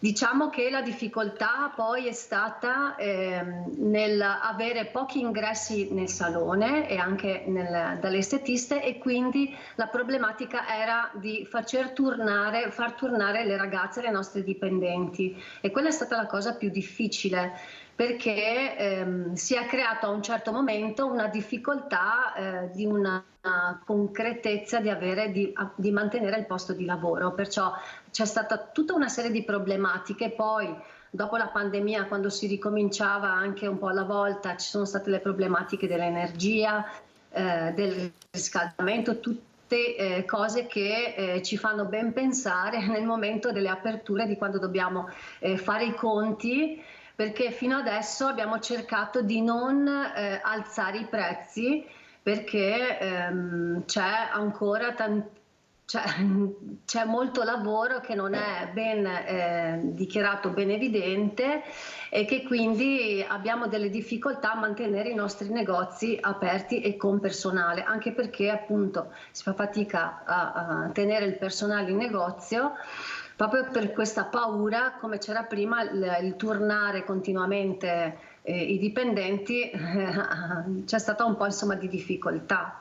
Presidente, voi avete dovuto prima affrontare i costi per appunto far fronte a quelle che erano le normative in tema di sicurezza per il Covid. Adesso gli aumenti, quindi non c'è stata la possibilità di recuperare quello che si era perso con il Covid, perché poi si è abbattuta la mannaia degli aumenti di luce e la luce soprattutto, però insomma voi avete quantificato più o meno quelli che sono gli aumenti ai quali un esercizio medio deve far fronte con questi aumenti? Anche la sua attività, perché immagino che lei abbia un'attività e quindi può lei proprio sulla carta dirci di quanto sono aumentate le bollette? Allora, circa del 40% è stato l'aumento, perché noi usiamo, ahimè, luce e phon e tutto ciò che è elettrico, quindi per noi c'è stato un aumento pazzesco, e poi con l'aumento della benzina anche il problema del trasporto, e quindi anche le materie prime sono aumentate. Alla fine è aumentato un po' tutto. Noi cerchiamo sempre di non aumentare i prezzi, proprio perché la concorrenza è tanta, e stiamo cercando, proprio come presidente con Confartigianato, stiamo cercando di creare delle pratiche, delle situazioni dove portiamo il cliente a scegliere più noi che non altre tipologie di negozi. Infatti stiamo cercando di creare dei protocolli di una cosa che si chiama Green Beauty, dove cerchiamo di aumentare, cioè di non mettere delle luci a LED, mettere dei filtrini in maniera che si consumi meno acqua, di cercare di fare delle pratiche di buon uso, in maniera che andiamo a inquinare anche un po' meno e risparmiare soprattutto ciò che è corrente, luce, gas e tutto quello che corre dietro. Non siamo ancora riusciti a recuperare quello che abbiamo perso, non lo recupereremo più, ma però dobbiamo cercare di sensibilizzare il cliente a venire nei nostri saloni dove possiamo accoglierli in assoluta sicurezza. Voi avete dei casi in cui non ce l'hanno fatta a resistere, sono stati costretti dei saloni a chiudere? Ma c'è una bassa percentuale di chiusura, per fortuna. Abbiamo invece una situazione dove prima c'erano molti dipendenti, ecco, sono direi dimezzati. Ecco, abbiamo meno negozi grandi, abbiamo più negozi dove ci sono 1 o 2 dipendenti. Ecco, questo è chiusure non tantissime. Ecco, lei prima parlava di concorrenza, non parliamo di concorrenza tra attività, tra virgolette, in regola, ma parliamo di una concorrenza, mi passi il termine, sleale, con lavoro in nero, che noi ne avevamo parlato durante proprio la pandemia, a ridosso, quando è stata la riapertura, della difficoltà proprio per questi fenomeni, nel senso che poi le persone in qualche modo cercavano di trovare delle alternative e magari andavano a casa, ma questo fenomeno quindi non si è limitato a quel periodo ma continua ad esistere. Ahimè, continua ad esistere. Infatti io sto cercando di fare una campagna a favore, cioè cerchiamo di, adesso ci sono entrate delle cose interessanti che potrebbe essere il servizio dell'affitto della poltrona o l'affitto della cabina. Cerchiamo di far capire a queste persone che lavorano in una situazione diversa dalla nostra che ora non serve più un'impresa, non deve più avere subito dei costi fissi, ma affittando appunto una poltrona si riesce anche a lavorare, dato che noi abbiamo avuto abbiamo adesso meno dipendenti, abbiamo anche degli spazi vuoti in negozio, possiamo benissimo cedere una poltrona ad un'altra persona che vuole aprire un'impresa e collaborare e fare chissà forse un giorno del coworking dove tutti insieme riusciremo a lavorare all'interno di una struttura. Quindi la mia preghiera è quella di venire tutti all'interno di saloni, rendere legale queste persone che lavorano al di fuori e tutti insieme riuscire a fare un lavoro più sostenibile e che sia più possibile nella sicurezza. Quindi, ecco, questo è quello che... Quindi se ho capito bene, le attività, i saloni di estetista, di parrucchiere mettono a disposizione, affittano quella che magari può essere la cabina per, non lo so, un trattamento di bellezza estetico o le apparecchiature, la poltrona del parrucchiere a chi sta lavorando in questo momento in modo non regolare.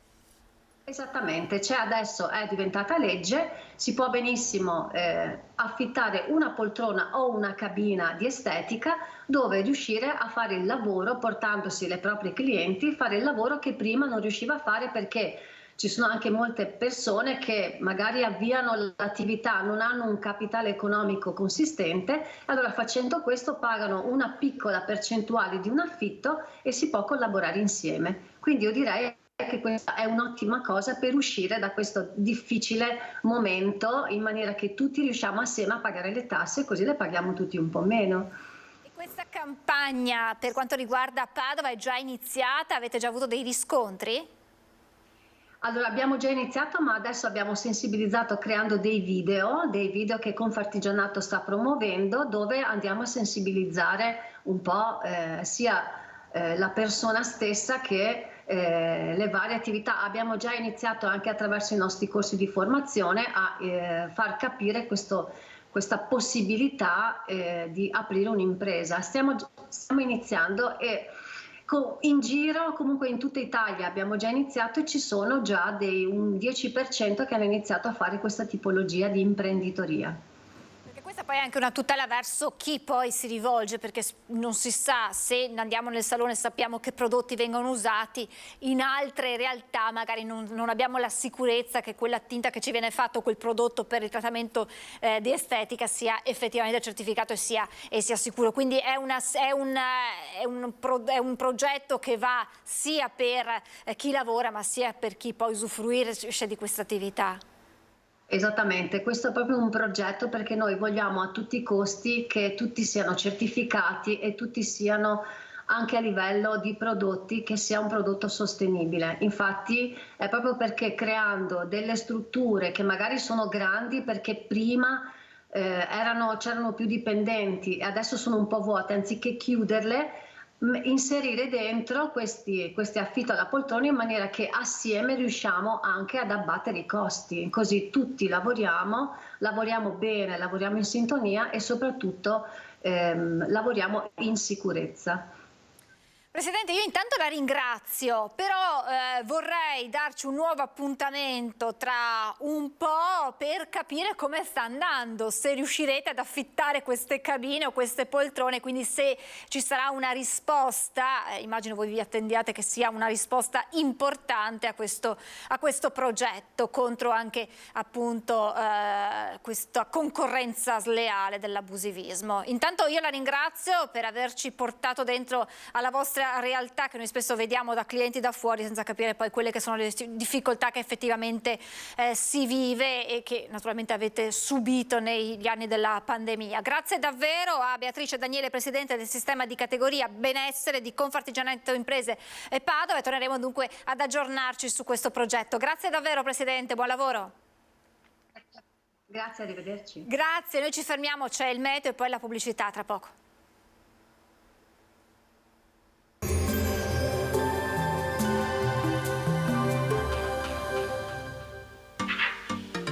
Tremonti, attrezzature e materiale per saldatura professionale a Montebelluna. Bentrovati al meteo. Venti gelidi dalla Russia investono l'Italia. Tempo buono, ma i valori termici crolleranno ovunque. Insomma, inizia una fase di freddo intenso. Il dettaglio di martedì 7 febbraio. Sul Veneto l'alta pressione ci regalerà una giornata ampiamente soleggiata. Il cielo si presenterà sereno e limpido dappertutto. Non sono attese piogge. Venti per lo più moderati dai quadranti orientali. Temperature in sensibile calo, soprattutto nei valori minimi, che saranno sotto zero praticamente ovunque. Massime invece comprese tra i 3 e i 5 gradi. Spostiamoci ora sul Friuli Venezia Giulia, anche qui bel tempo con cielo sereno e ottima visibilità. Gelate estese su tutta la regione. Temperature minime intorno ai meno 5 meno 3 gradi, massime sui 5-6 gradi all'incirca. Infine diamo uno sguardo alla situazione del Trentino Alto Adige, anche qui tanto sole ovunque, cielo sgombro da nubi ovunque. Temperature minime sui meno 4 gradi, massime intorno ai 6 gradi all'incirca. Dal meteo di Antenna 3 per ora è tutto, grazie per l'attenzione, arrivederci.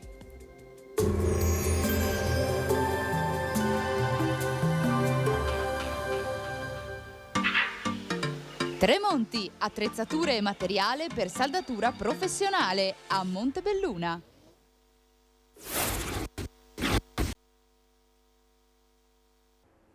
Rieccoci in diretta, non sono più sola, ma insieme a me ho Marco Laurito, presidente dell'associazione Alto Volume, e Alessandra Gallina, vicepresidente dell'associazione Alto Volume.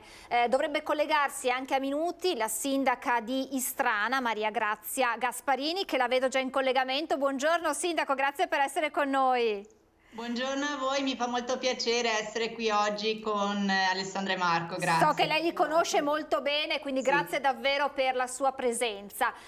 L'associazione Alto Volume di cosa si occupa, Alessandra? Allora, noi ci siamo costituiti per aiutare i bambini sordi in stato di difficoltà familiare, che questo vuol dire economico, ma anche magari una famiglia numerosa che ha tanti bambini, perché l'acquisto di un'apparecchiatura così altamente tecnologica ha bisogno di una grossa spesa, sborso economico, e quindi noi due siamo due liberi professionisti e abbiamo deciso abbiamo sempre fatto molta beneficenza, però abbiamo detto perché non aiutare i bambini sordi, visto che il Presidente ha questa esperienza, però non è facile, è una disabilità un po' invisibile perché, come vedete tutti, insomma, non si vede, poco conosciuta, e quindi abbiamo pensato di raccogliere dei fondi sul territorio di Strana e di Treviso e siamo riusciti. Adesso siamo qui per sensibilizzare. Perché c'è un problema legato a questo, però ne parleremo tra pochissimo perché merita uno spazio a sé. Io ho in mano, eccoli qui, degli apparecchi acustici che visti così sembrano tutti uguali, invece poi Alessandra ci spiegherà esattamente. Io ho conosciuto Alessandra e Marco durante la presentazione a Treviso del libro Il cerchietto magico, che è un libro rivolto ai bambini per insegnare loro che cos'è la sordità e per fare in modo che i bambini affetti da sordità non vengano esclusi, perché questo è il vero problema, Marco. Innanzitutto riesce a sentirmi? È tutto a posto? Io parlerò piano in modo che non ci siano problemi. Per me è davvero importante averla qui perché Marco è non udente e quindi le difficoltà di essere un bambino sordo in mezzo a dei bambini invece che sentono bene. Che difficoltà ha vissuto? Allora, intanto grazie per questa opportunità che per me è un battesimo, il battesimo della diretta, grazie ancora a voi. Ecco, la mia esperienza nel campo della sordità è stato quello di innanzitutto poter comunicare con semplicità. È stato difficile comunicare con le persone proprio perché un bambino sordo in generale ha difficoltà nella ricezione dei suoni e quindi nella definizione dei suoni, nella comprensione delle parole che le vengono dette. E quindi da questa cosa semplice, apparentemente semplice, a cascata si sono generate tutta una serie di problematiche, di problemi che spaziavano dall'incomprensione con i miei coetanei al maltrattamento anche, ma questo fortunatamente per quanto mi riguarda non mi è mai successo a scuola, ma fuori nel quartiere dove abitavo, perché appunto questo io adesso ho appena da poco 50 anni e 50 anni fa diciamo che il disabile era visto come una persona da parte dei bambini, una persona su cui scagliare le cattiverie di diverso tipo. Fortunatamente bambini così ce n'erano pochi, ma quei pochi si facevano sentire. Io ho avuto esperienza di bullismo dove appunto, proprio perché sapevano di questa mia condizione, appunto ho ricevuto percosse e io fortunatamente ho avuto anche un carattere abbastanza forte nel sopportare, perché magari qualche altro bambino forse non ce l'avrebbe fatta, ma appunto io ho avuto la forza di reagire e in queste percosse però è successo per esempio che mi avevano rotto l'apparecchio e quindi da questo l'umiliazione e cose così insomma. Ecco, questo è stato 50 anni fa. Ecco, quello che posso dire è che sono passati 50 anni, sono stati fatti degli importanti avanzamenti tecnologici, molto importanti da parte dei produttori, e questo è un gran bene, però dal punto di vista dei rapporti umani mi sono reso conto in questi anni che non molto è cambiato, in 50 anni di storia. Quello che volevo dirle è che purtroppo ancora adesso la disabilità è un pretesto, perché poi alla fine insomma siamo tutti uguali. La settimana scorsa c'è stata la giornata dei calzini spaiati proprio per l'uguaglianza. Ancora adesso i bambini che hanno disabilità. Oggi tra l'altro è la giornata nazionale contro il bullismo, quindi ne stiamo parlando. Come si sentiva lei? Si sentiva aveva rabbia, paura o si sentiva quasi in colpa per essere Allora, sorda? Come viveva? È diciamo un cocktail di queste emozioni. Rabbia sicuramente quando appunto avevo a che fare con i miei coetanei, alcuni per fortuna miei coetanei del quartiere in cui vivevo, appunto, frustrazione perché appunto erano in tanti e quindi non potevo in nessun modo limitare queste situazioni. E poi anche in ambito familiare purtroppo ho avuto dei genitori che hanno fatto fatica a gestire questa mia situazione.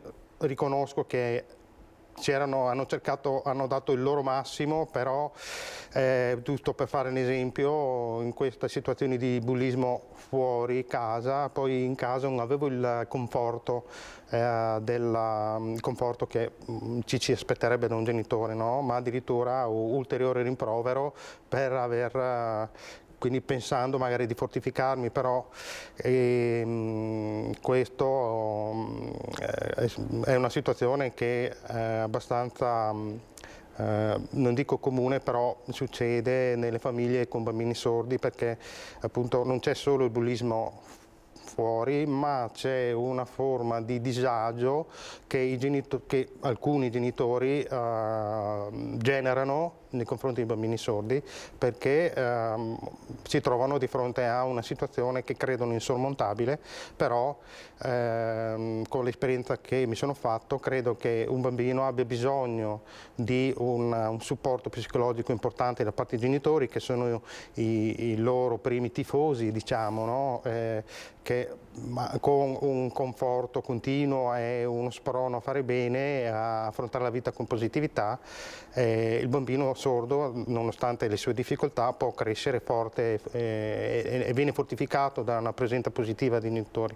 Mi rendo conto che quando abbiamo cercato cerchiamo appunto bambini sordi a cui donare questi apparecchi, c'è questa difficoltà. Ancora oggi, dopo 50 anni, i genitori hanno ancora questo stigma della sordità che si perde nella notte dei tempi in questa nostra società occidentale, che ancora è dura a morire. Cioè uno sordo non è un disabile normale, ma un disabile speciale da gestire con difficoltà. E da nascondere anche, Da nascondere. C'è vergogna. Sì. Esattamente. Infatti qua posso dire, come esperienza mia personale, io ho una sorella che ha i miei stessi problemi, e ricordo che mia mamma le diceva sempre di coprirsi le orecchie per non far vedere appunto che portava gli apparecchi, ma ci sono coloro che hanno bisogno degli occhiali per vedere. Allora, se questo fosse stato il metro da utilizzare per tutte le disabilità, allora un cieco, un non vedente o uno che ha difficoltà a vedere dovrebbe coprirsi gli occhi per non mostrare che porti gli occhiali. E c'era anche nella mia famiglia questa cosa, quindi la sordità ancora oggi, ripeto, è uno stigma che è duro a morire. Diceva Marco la vergogna da parte delle famiglie, e diceva che in 50 anni si è fatto molto, ma purtroppo rimangono ancora episodi di bullismo e anche un'emarginazione. Alessandra, voi come associazione, chiedo anche a lei Marco, riscontrate, avete racconti di bambini ancora adesso emarginati, vittime di bullismo? Allora, volendo parlare di esperienza diretta, nel 2019 noi abbiamo fatto un docufilm presso una scuola primaria di Treviso, che ha avuto anche un certo successo, dove appunto in 5 minuti si è voluto raccontare la storia di una bambina e di 2 suoi coetanei che hanno voluto sperimentare la sordità con 2 tappi sulle orecchie, no? E in 5 minuti si è vista questa storia bella che ha colpito diverse persone positivamente. Ecco, in questo frangente, in questa giornata di riprese, perché per fare 5 minuti sono volute 8 ore di riprese, abbiamo visto, appunto scoperto tardivamente che in quella scuola c'era un bambino sordo che in una classe che era messo un po' all'angolo, con lo sguardo impaurito, con lo sguardo nel vuoto, perso, un po' in disparte, che non interagiva con nessuno, con grosse difficoltà a comunicare, sudava addirittura dalla tensione, e tutte cose che io un po' personalmente ho sperimentato all'epoca, e quindi dico, caspita, ancora una volta, a rischio di essere ripetitivo, 50 anni è come se non fossero mai passati. Adesso vengo da lei, Alessandra, per entrare proprio nel punto cruciale, perché poi tutti i ragionamenti si uniscono tra loro, la vergogna e quindi la difficoltà anche di chiedere aiuto, e poi c'è chi ne approfitta della buona volontà. Sindaco Gasparini, sono importantissimi questi messaggi e queste testimonianze proprio per combattere la discriminazione?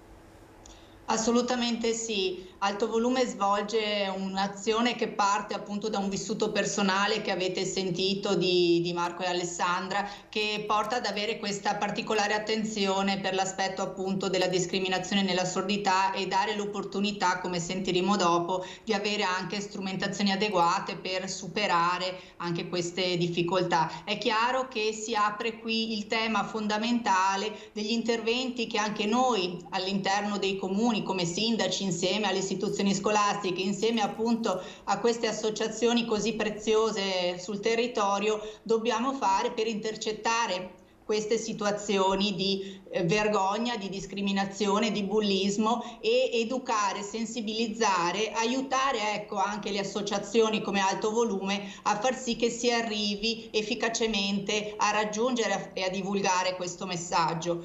Purtroppo, come è stato detto, sono ancora tanti i casi che riscontriamo all'interno anche delle nostre realtà, e probabilmente con la pandemia abbiamo avuto anche delle problematiche ulteriori nei ragazzi che quindi esulano dalla sordità, ma che diventano anche altre tipologie, magari dipendenze da social, da realtà virtuali e quant'altro, dove è necessario comunque intervenire e creare una rete di supporto, non solo per i ragazzi, ma appunto, come si diceva, anche per le famiglie, perché molto spesso le famiglie non sanno come affrontare la situazione e a volte si chiudono anche in se stesse, come è stato l'esempio insomma che si faceva poc'anzi, e quindi è importante riuscire a trovare un canale per arrivare a loro, un canale che tante volte magari rispetto ai servizi sociali, no, c'è sempre una certa vergogna nell'approcciarsi. Allora bisogna costruire una rete che sia anche informale, per esempio noi abbiamo una collaborazione con la Caritas, le parrocchie, ecco, cercare comunque di arrivare a queste famiglie per dargli un supporto, e credo che l'attività di Alto Volume, soprattutto in questo ambito, assolutamente, che sta spaziando all'interno delle scuole di Treviso, ma che adesso andrà ben oltre, diciamo, in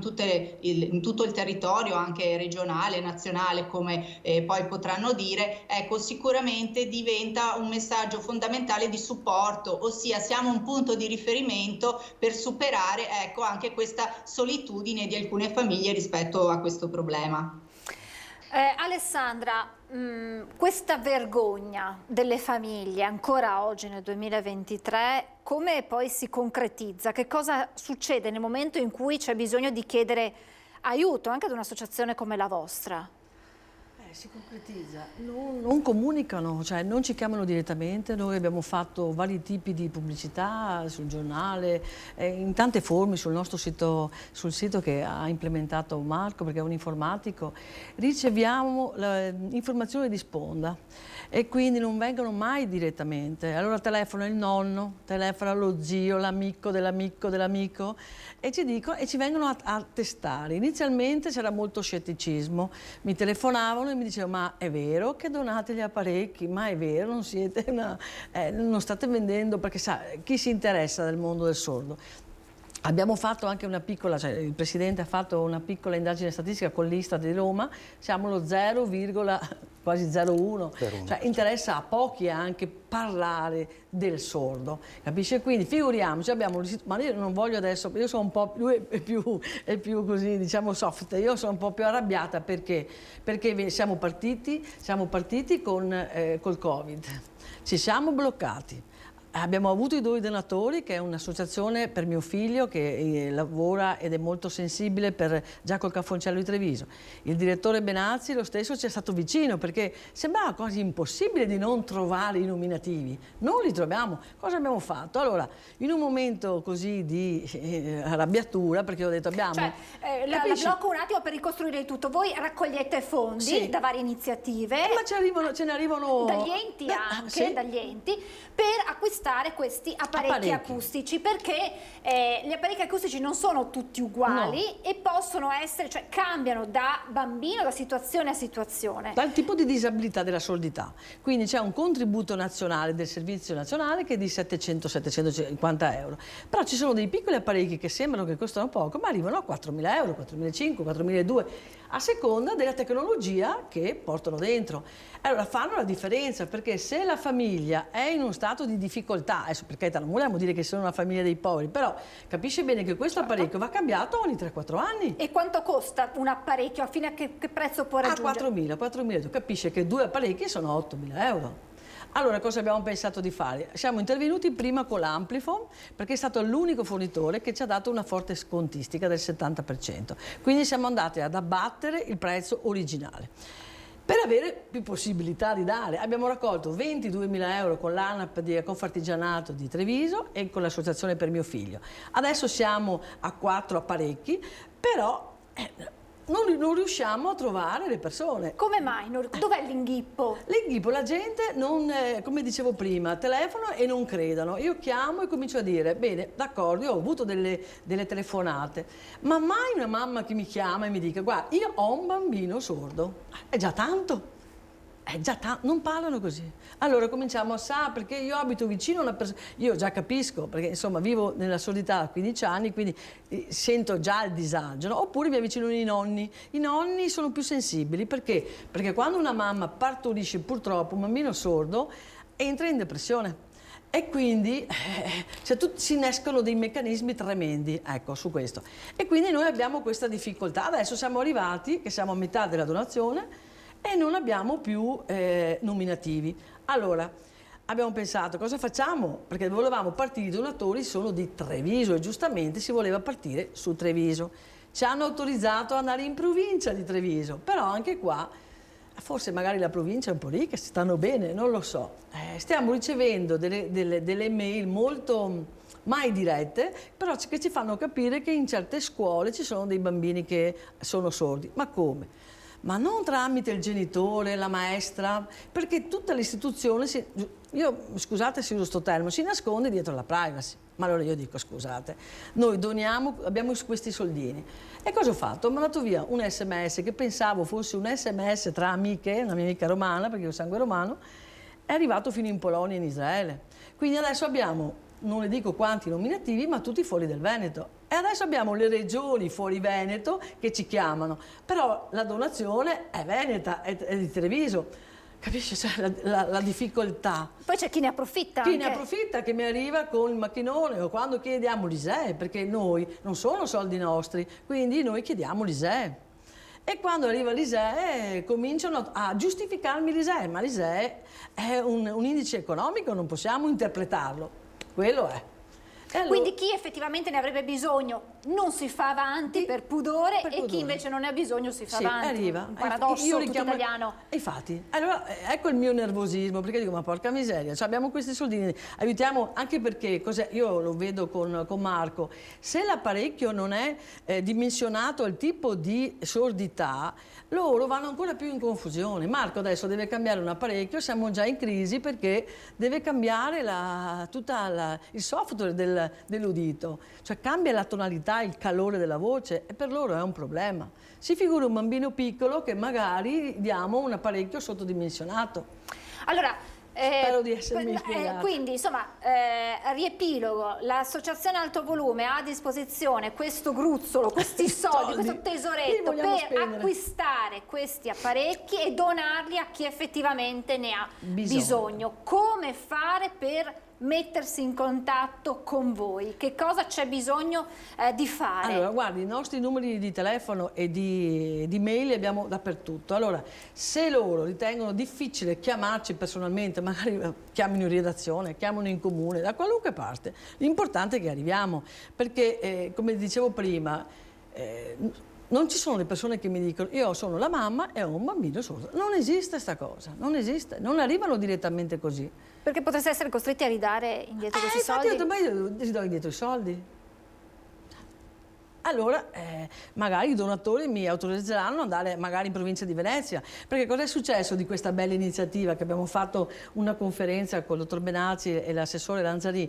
A nostra sorpresa l'assessore alla sanità ha esteso questo progetto a livello regionale, però se partiamo già così con Treviso, infatti noi abbiamo detto calma, prima diamo tutti gli apparecchi nella provincia di Treviso e poi partiamo col Veneto, perché viene fuori altrimenti è una situazione... Sindaco, vi chiediamo aiuto. Sindaco, è una situazione paradossale. Un comune che cosa può fare? Cioè, se ci sono dei sindaci che ci stanno ascoltando, possono farsi da tramite, magari tramite i servizi sociali, cioè avere quindi una persona, una figura istituzionale che in qualche modo fa da tramite, da garante tra, mi passi anche questo termine.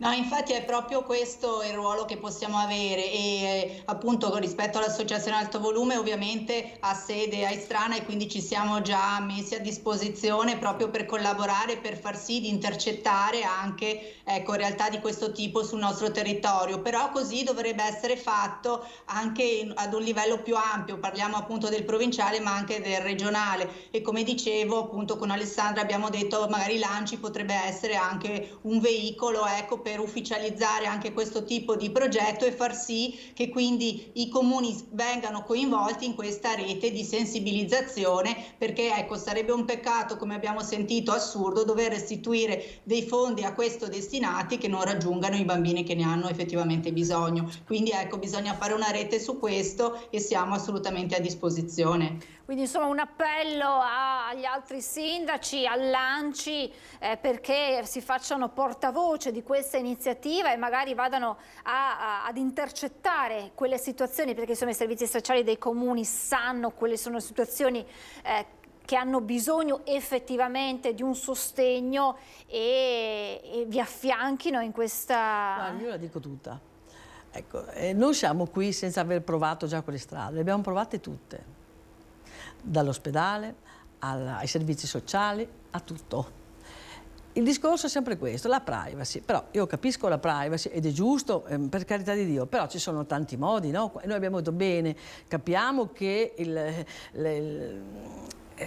sono dati sensibili, sono minorenni, capiamo tutto, però se la telefonata poi viene dirottata e si chiama il genitore che vuole me lo manda l'ISEE, non c'è più la questione di privacy, è un problema della nostra associazione. Noi ci sentiamo soli. Io 10 giorni fa ho scritto al presidente Zaia perché, scusatemi, sono stanca di ricevere elogi, però gli elogi fanno bene, però bisogna arrivare a donare. Cioè, è paradossale avere i soldi e non poter regalare un apparecchio per andiamo a migliorare la qualità della vita del bambino. Cioè, io non me ne capacito. Sindaco, un impegno dunque di fronte ai nostri telespettatori e speriamo di poter arrivare a conclusione. L'ultima battuta è sull'importanza dell'associazionismo, ne abbiamo portato un esempio ma ce ne sono tantissime perché sappiamo come il Veneto sia solidale di natura e quindi affiancare le istituzioni perché i comuni riescono ad arrivare ma fino ad un certo punto, ancora di più adesso in questa situazione particolarmente complicata, costi che aumentano, risorse sempre più tagliate dallo Stato centrale, l'importanza delle associazioni.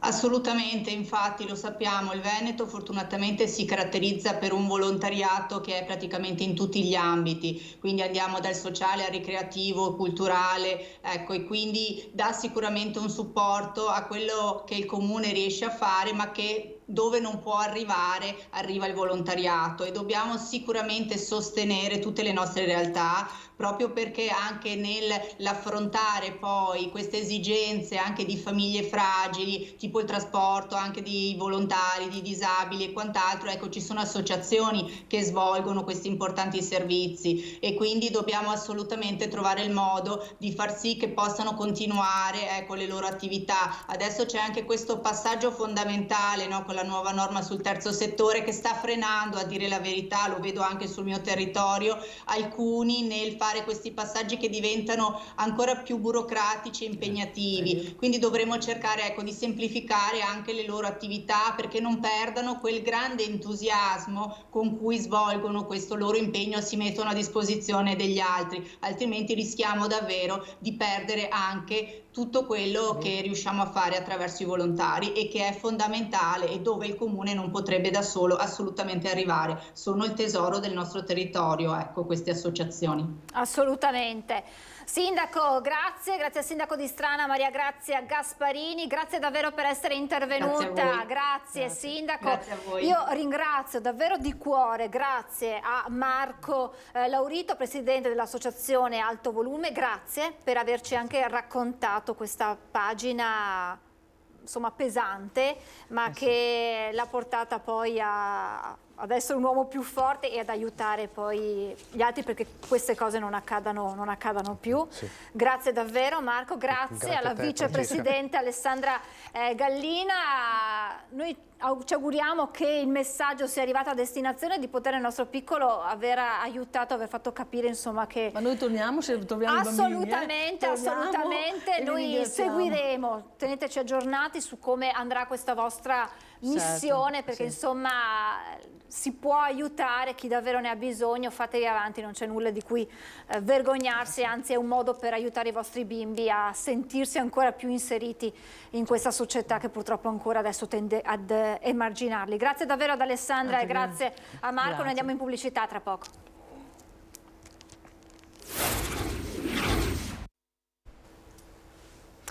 Rieccoci in diretta, abbiamo parlato di solidarietà per quanto riguarda, rivolta ai bambini affetti da sordità, e continuiamo in qualche modo a parlare di solidarietà, di aiuto, e lo facciamo con Lorenzo Bolzonello di ADVAR per il progetto Rimanere Insieme. Grazie per essere con noi, buongiorno. Grazie a voi per l'invito. E grazie a Giovanna Zuccoli di ADVAR, responsabile PR Stampa ed Eventi. Grazie per essere con noi, Giovanna. Grazie a voi. Ben ritrovati. Allora, Lorenzo, c'è un progetto rivolto ai più giovani, questo Rimanere Insieme, ovvero l'elaborazione del lutto di un dolore. Si parla ai ragazzi perché spesso nei più giovani il dolore in che modo influisce? Viene messo da parte come se non fosse mai successo, che sia un lutto, che sia un forte dispiacere. Che cosa succede nei più giovani? Sì, non sempre i più giovani hanno la possibilità e lo spazio di parola quando accade un lutto così a volte significativo nella loro vita, e Rimanere Insieme in realtà è un progetto che da 24 anni consente ad ADVAR di essere accanto alle persone che vivono un lutto. Lo fa attraverso un'equipe di 12 persone composta da psicologi, psicoterapeuti e counselor, offrendo colloqui individuali e anche gruppi di automutuo aiuto nelle 3 sedi di Treviso, Castelfranco e Oderzo, e anche online per le persone che non possono raggiungerci, o anche per coloro che magari vivono in un territorio che non offre un servizio simile al nostro. Spesso sono anche italiani all'estero che magari hanno voglia di elaborare il proprio lutto nella lingua madre. Poi ADVAR in realtà da sempre attenta al mondo della scuola, e quindi lo fa anche attraverso Rimanere Insieme, con proposte dedicate proprio agli insegnanti, anche ai ragazzi, e anche con interventi in emergenza nelle scuole. Interventi in emergenza nelle scuole in che situazioni? Ma quando accade un lutto, a volte magari è un lutto improvviso, a volte magari si attende il momento del lutto, può essere un insegnante, può essere un ragazzo stesso, può essere magari un genitore, no? E a volte la scuola in quel momento, quando accade, no? Si trova spiazzata, si trova a volte anche desiderosa però di dare una risposta, di dare un segnale di vicinanza a quella situazione. Quindi allora ci chiama, ci contatta e noi possiamo incontrare i genitori, possiamo incontrare gli insegnanti, molto spesso appunto preferiamo incontrare gli adulti di riferimento, no? Anche in base all'età, proprio perché spesso hanno bisogno di essere incoraggiati rispetto a quelle che poi possono essere delle buone prassi che talvolta mettono già in atto gli insegnanti, che sono anche sensibili, che sono a volte anche vicini e che magari conoscono anche i propri ragazzi e la situazione familiare che incontrano. C'è la vergogna di mostrare il proprio dolore nei più giovani? Ma in realtà non sempre, non è una cosa che noi incontriamo così spesso, a volte semplicemente hanno bisogno magari di uno spazio di parola, hanno bisogno di sentirsi accolti, di sentire che c'è qualcuno che è davvero disposto ad ascoltarli, al di là di quello che si può pensare essere un'analisi sbagliata dei comportamenti che hanno, delle reazioni che hanno. I ragazzi hanno bisogno che qualcuno bussi alla loro porta e che testimoni il fatto di essere interessati, ecco, ad ascoltarli ed accoglierli. Un lutto non elaborato prima o poi tornerà ad affacciarsi nella vita di un ragazzo poi adulto? Indubbiamente, questo lo vediamo spessissimo in realtà negli adulti che noi incontriamo, certo. Perché a volte quando si è giovani, se poi l'ambiente, no? Quindi la scuola, ma così anche la famiglia, che come sempre è la culla, è il bacino emotivo e anche il contenitore primario, insomma, no? Per elaborare certi lutti, ecco, quando questo non succede, i lutti noi diciamo poi è come metterli in congelatore, poi ritorneranno, no? Ritorneranno esattamente con la stessa portata di prima, se non anche con gli interessi, e torneranno con i lutti successivi. E quindi a volte ci troviamo questi adulti di 40-50 anni che magari non si trovano a non aver elaborato il loro lutto di quando magari ne avevano 20, no? Perché non hanno trovato qualcuno che li ha accolti o perché magari semplicemente hanno pensato che non parlandone avrebbero potuto superarlo. Noi stiamo parlando di lutti, però alle volte i ragazzi affrontano anche degli ostacoli che incidono sulla loro vita. Possiamo pensare magari a qualche momento difficile nel percorso scolastico. Intervenite anche in questo senso, perché alle volte, lo abbiamo detto, ce lo mostrano le croniche anche nazionali, di come magari una difficoltà nel mondo dell'università, un esame, una laurea annunciata ma che in realtà non c'è, ma è annunciata solo alla famiglia, poi porta ad un epilogo tragico, drammatico. Anche in questo senso si può intervenire aiutando i ragazzi, affiancandoli e facendo capire loro che non c'è nulla di perso. Ma noi diciamo che offriamo degli interventi che vanno nella direzione dell'elaborazione degli vissuti di perdita, quindi nello spettro più ampio possibile, no? Penso per esempio che una delle perdite più significative per i ragazzi è spesso quella che non ha a che fare magari con il lutto in senso stretto, no? Come siamo abituati ad intenderlo, è quella magari della separazione dei genitori. Certo. Quello è un vissuto di perdita molto significativo, no? Allora noi a volte nelle scuole, quando entriamo, proprio diamo voce ai vissuti di perdita, perché in realtà anche se non è una morte nel vero senso della parola, c'è comunque la necessità di lasciare andare qualcosa, no? E quindi elaborare, dare uno spazio di parola, un confine, un contorno, questo aiuta i ragazzi a trovare anche la forza di andare oltre, di non lasciarsi definire dai propri vissuti di perdita. E i ragazzi come reagiscono? Qual è il primo impatto? Sono sempre pronti ad aprirsi o hanno bisogno, perché anche questo coinvolgimento delle figure di riferimento, diceva lei, la famiglia, la scuola, quindi gli insegnanti, poi immagino dipende anche dal carattere, magari uno è un po' più portato e l'altro invece magari un po' più chiuso e va aiutato di più. Ma qual è poi alla fine la reazione dei ragazzi, la conclusione di questo ciclo di incontri? Ma credo che la cosa che testimonia maggiormente questo sia la reazione degli adulti, no? nel scoprirsi sorpresi di quello che i ragazzi sono in grado di portare, di quello che i ragazzi hanno osservato, magari no?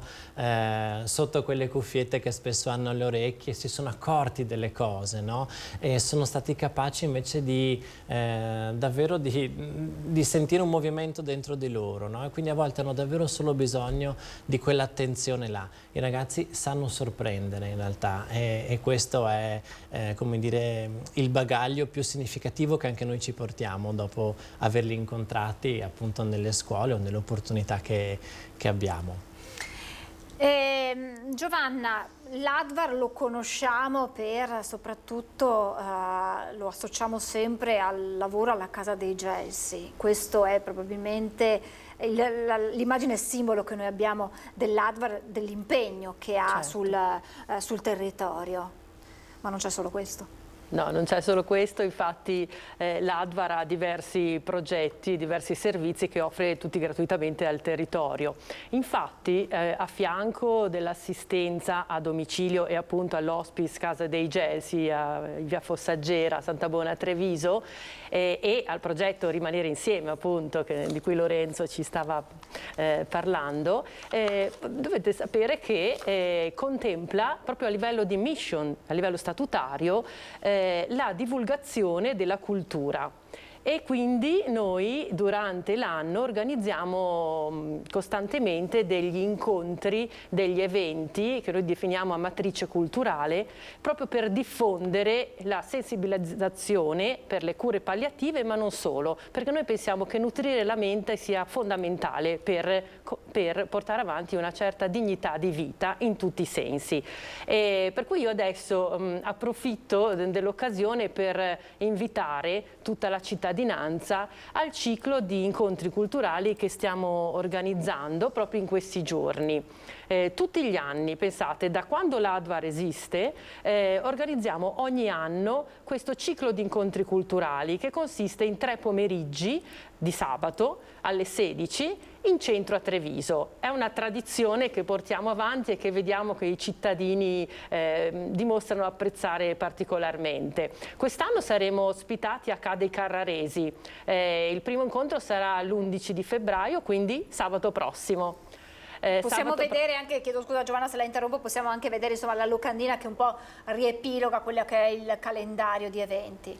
Certo, la locandina, ecco, vedete, l'11 febbraio, quindi sabato prossimo, vi invitiamo tutti a Ca' dei Carraresi alle 16.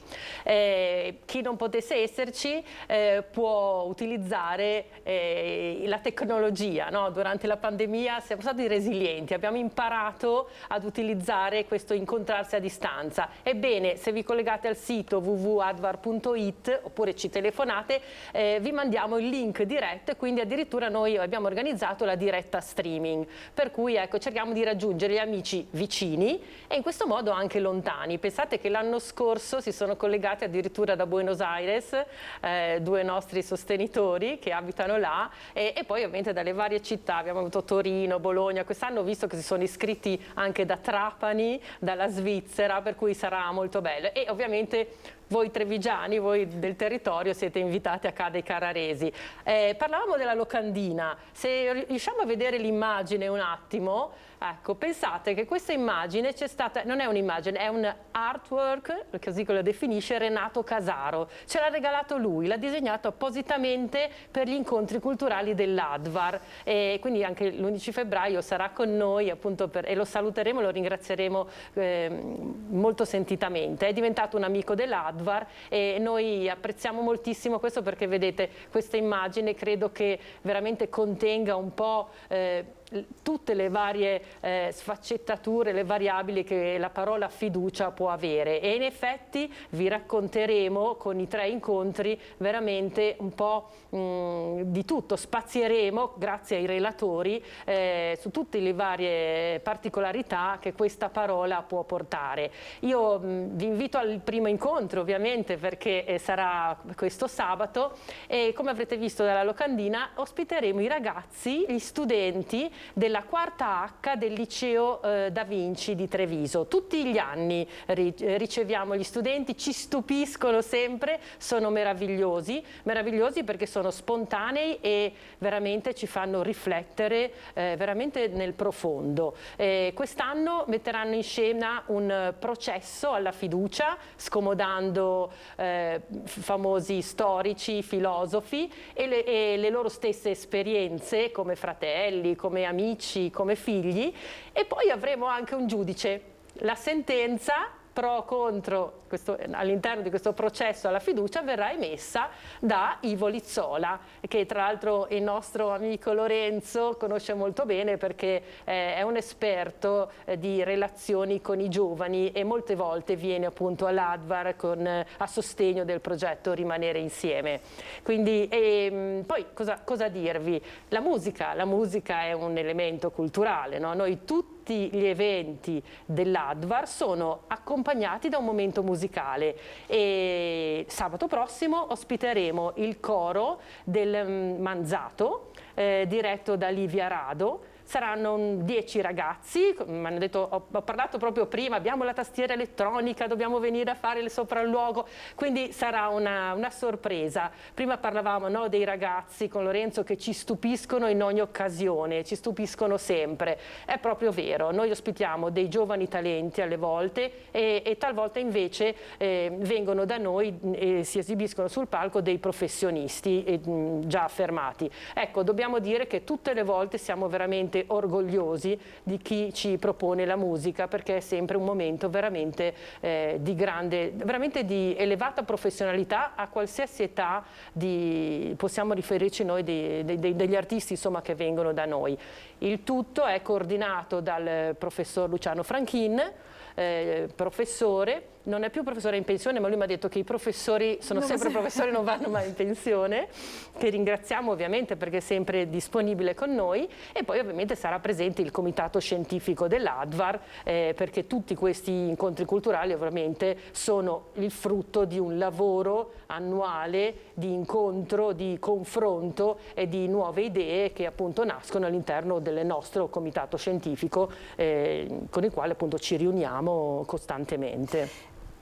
Oltre all'assistenza che Advar fa sia domiciliare che presso la Casa dei Gelsi, che altro tipo di aiuti? Ne abbiamo già parlato di uno importante, ma Advar è impegnato, anche questa è una forma di aiuto, perché la fiducia non è così facile, quindi sotto forma di incontri, coinvolgendo i ragazzi con la musica, con l'arte, però si riescono ad aiutare le persone che hanno delle difficoltà. È questa la chiave vincente per Advar, per aiutare, per dare aiuto. Che altri progetti avete proprio nella chiave dell'aiuto, Giovanna? Allora, ecco, se vogliamo dire chiave vincente, io credo che la chiave vincente sia la trasparenza prima di tutto, no? Perché tutto quello che facciamo è visibile, è realizzato da noi insieme al territorio. Altra chiave vincente è appunto il territorio, cioè questo legame strettissimo che abbiamo e che portiamo avanti da sempre e che cerchiamo di sviluppare continuamente. In effetti, se avete visto, come vedete, tutto quello che noi facciamo è assolutamente gratuito per il territorio, e quello che noi facciamo, come appunto dicevi Francesca, è legato all'assistenza a casa, a domicilio, è legato al progetto Rimanere Insieme, è legato a tanti appunto progetti che sono per lo sviluppo della cultura ma anche della formazione, perché noi organizziamo anche momenti formativi per il personale anche sanitario, e soprattutto direi che la cultura si vede in tutto un po' quello che facciamo, perché noi dal territorio, ecco la parola, no, chiave, chiave vincente, il territorio spesso viene da noi e ci offre di organizzare dei concerti, degli incontri, alle volte organizziamo insieme a dei grandi relatori, di professionisti, dei convegni scientifici, per cui è proprio questo nutrire, potremmo dire nutrire la persona. Quello che facciamo noi è nutrire la persona in tutti gli aspetti, e quindi dal sostenere il fisico quando ne ha bisogno al nutrire la mente. Ecco, direi che potremmo, è una cosa nuova, non ne abbiamo mai parlato in questo modo, ma ti ringrazio Francesca perché è proprio vero, no? Facciamo proprio questo, ecco, perché noi, e qui torna, no, il concetto chiave che ci insegna, che da sempre, che è nato con la nostra Presidente Anna Mancini Rizzotti, ci insegna che la vita è degna di essere vissuta con qualità in ogni istante.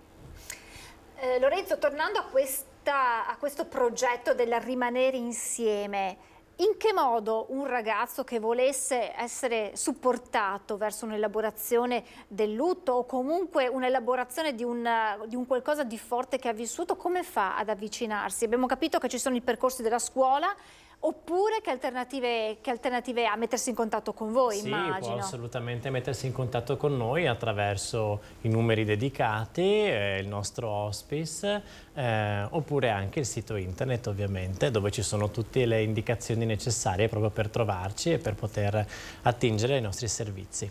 C'è la possibilità che questo progetto, oltre che esca, che vada magari negli ambienti laddove i ragazzi si incontrino, penso magari, non lo so, gli ambienti sportivi, potrebbe in un futuro, noi pensiamo sempre in grande, ma allargarsi ed andare lì a bussare, perché abbiamo detto che i ragazzi hanno bisogno di essere accompagnati, certo. Magari hanno il timore di farsi avanti per primi, magari non si confrontano nemmeno in famiglia, e allora si potrebbero andare ad intercettare laddove loro si incontrano. Ma sicuramente questa è una possibilità assolutamente buona, ma direi che è anche una realtà, perché invece ci sono già delle squadre, no, a volte che ci chiamano proprio perché a volte quando accade un lutto all'interno di una squadra può essere proprio uno dei giocatori piuttosto che un allenatore, un genitore, certo ci chiamano proprio perché naturalmente è un evento che ha una portata decisiva a volte, no, all'interno della squadra. Sappiamo quanto la motivazione, certo. La dimensione emotiva sia decisiva anche per gli esiti di gioco, no? E quindi è chiaro che il prendersi cura, mi viene da dire, no, della vita proprio, è una cosa da fare a tutto tondo, quindi anche nelle realtà proprio frequentate dai giovani. Quando certo. ha preso avvio il progetto Rimanere Insieme? Ma Quanti anni ha?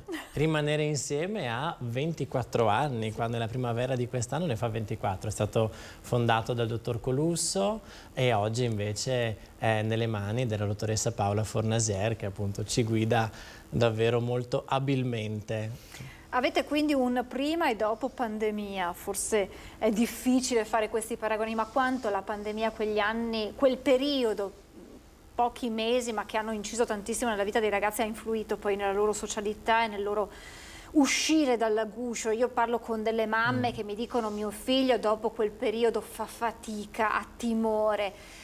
Qualsiasi cosa lo mette in allerta e lo intimorisce, quindi fa fatica proprio a vivere la sua socialità. Lo avete visto anche voi? Direi che lo vediamo in tutte le fasce d'età che noi incontriamo, quindi nei più giovani ma anche nelle persone più adulte, perché ovviamente è stato un tempo complicato per tutti, ed è stato un tempo complicato, mi sento di dire, anche in modo particolare per coloro che hanno effettivamente vissuto un lutto in quel momento lì, perché poi tutte quelle risorse che noi spesso indichiamo, che sono all'interno del territorio, nella rete sociale, erano effettivamente proibite, no? Per cui si poteva fare al massimo una telefonata, no? Però quella vicinanza, quell'uscire dalla porta, andarsi a prendere il pane piuttosto che incontrare l'amica, andare a vedere un bel tramonto, ecco, tutte quelle cose erano vietate, per cui davvero chi ha vissuto un lutto, se poi parliamo magari di un lutto legato proprio al Covid, è stato ovviamente ancora più significativo, perché poi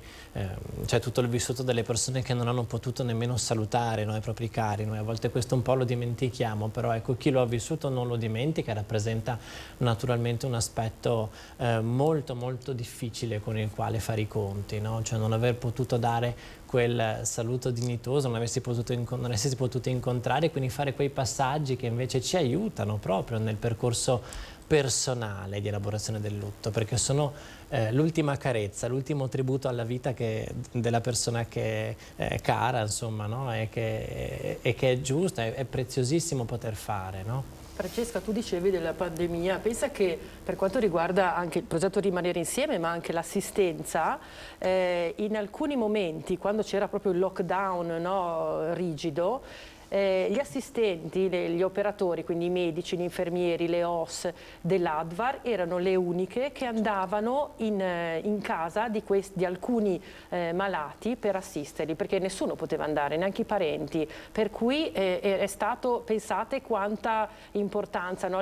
Anche le nostre psicologhe ogni tanto parliamo e ce lo riferiscono e l'hanno vissuto veramente in modo intenso questa cosa, perché diciamo che sì, ci siamo accorti che è stato veramente importante non mollare mai, ecco, come prendiamo questa frase, ma esserci sempre, e anche l'hospice durante la pandemia è sempre stato aperto, abbiamo sempre, ovviamente con la massima accortezza, no? Ancora adesso noi utilizziamo i dispositivi di protezione, abbiamo ancora le mascherine perché appunto siamo sanitari, e quindi molta attenzione, tamponi continuamente, però sempre appunto, come dicevamo prima con Lorenzo, è importantissimo sempre stare vicino in qualche modo alle persone che ne hanno bisogno. Ne abbiamo bisogno tutti di qualcuno che ci stia vicino, e soprattutto in un momento complesso come o l'elaborazione del lutto o la malattia grave in un momento proprio finale.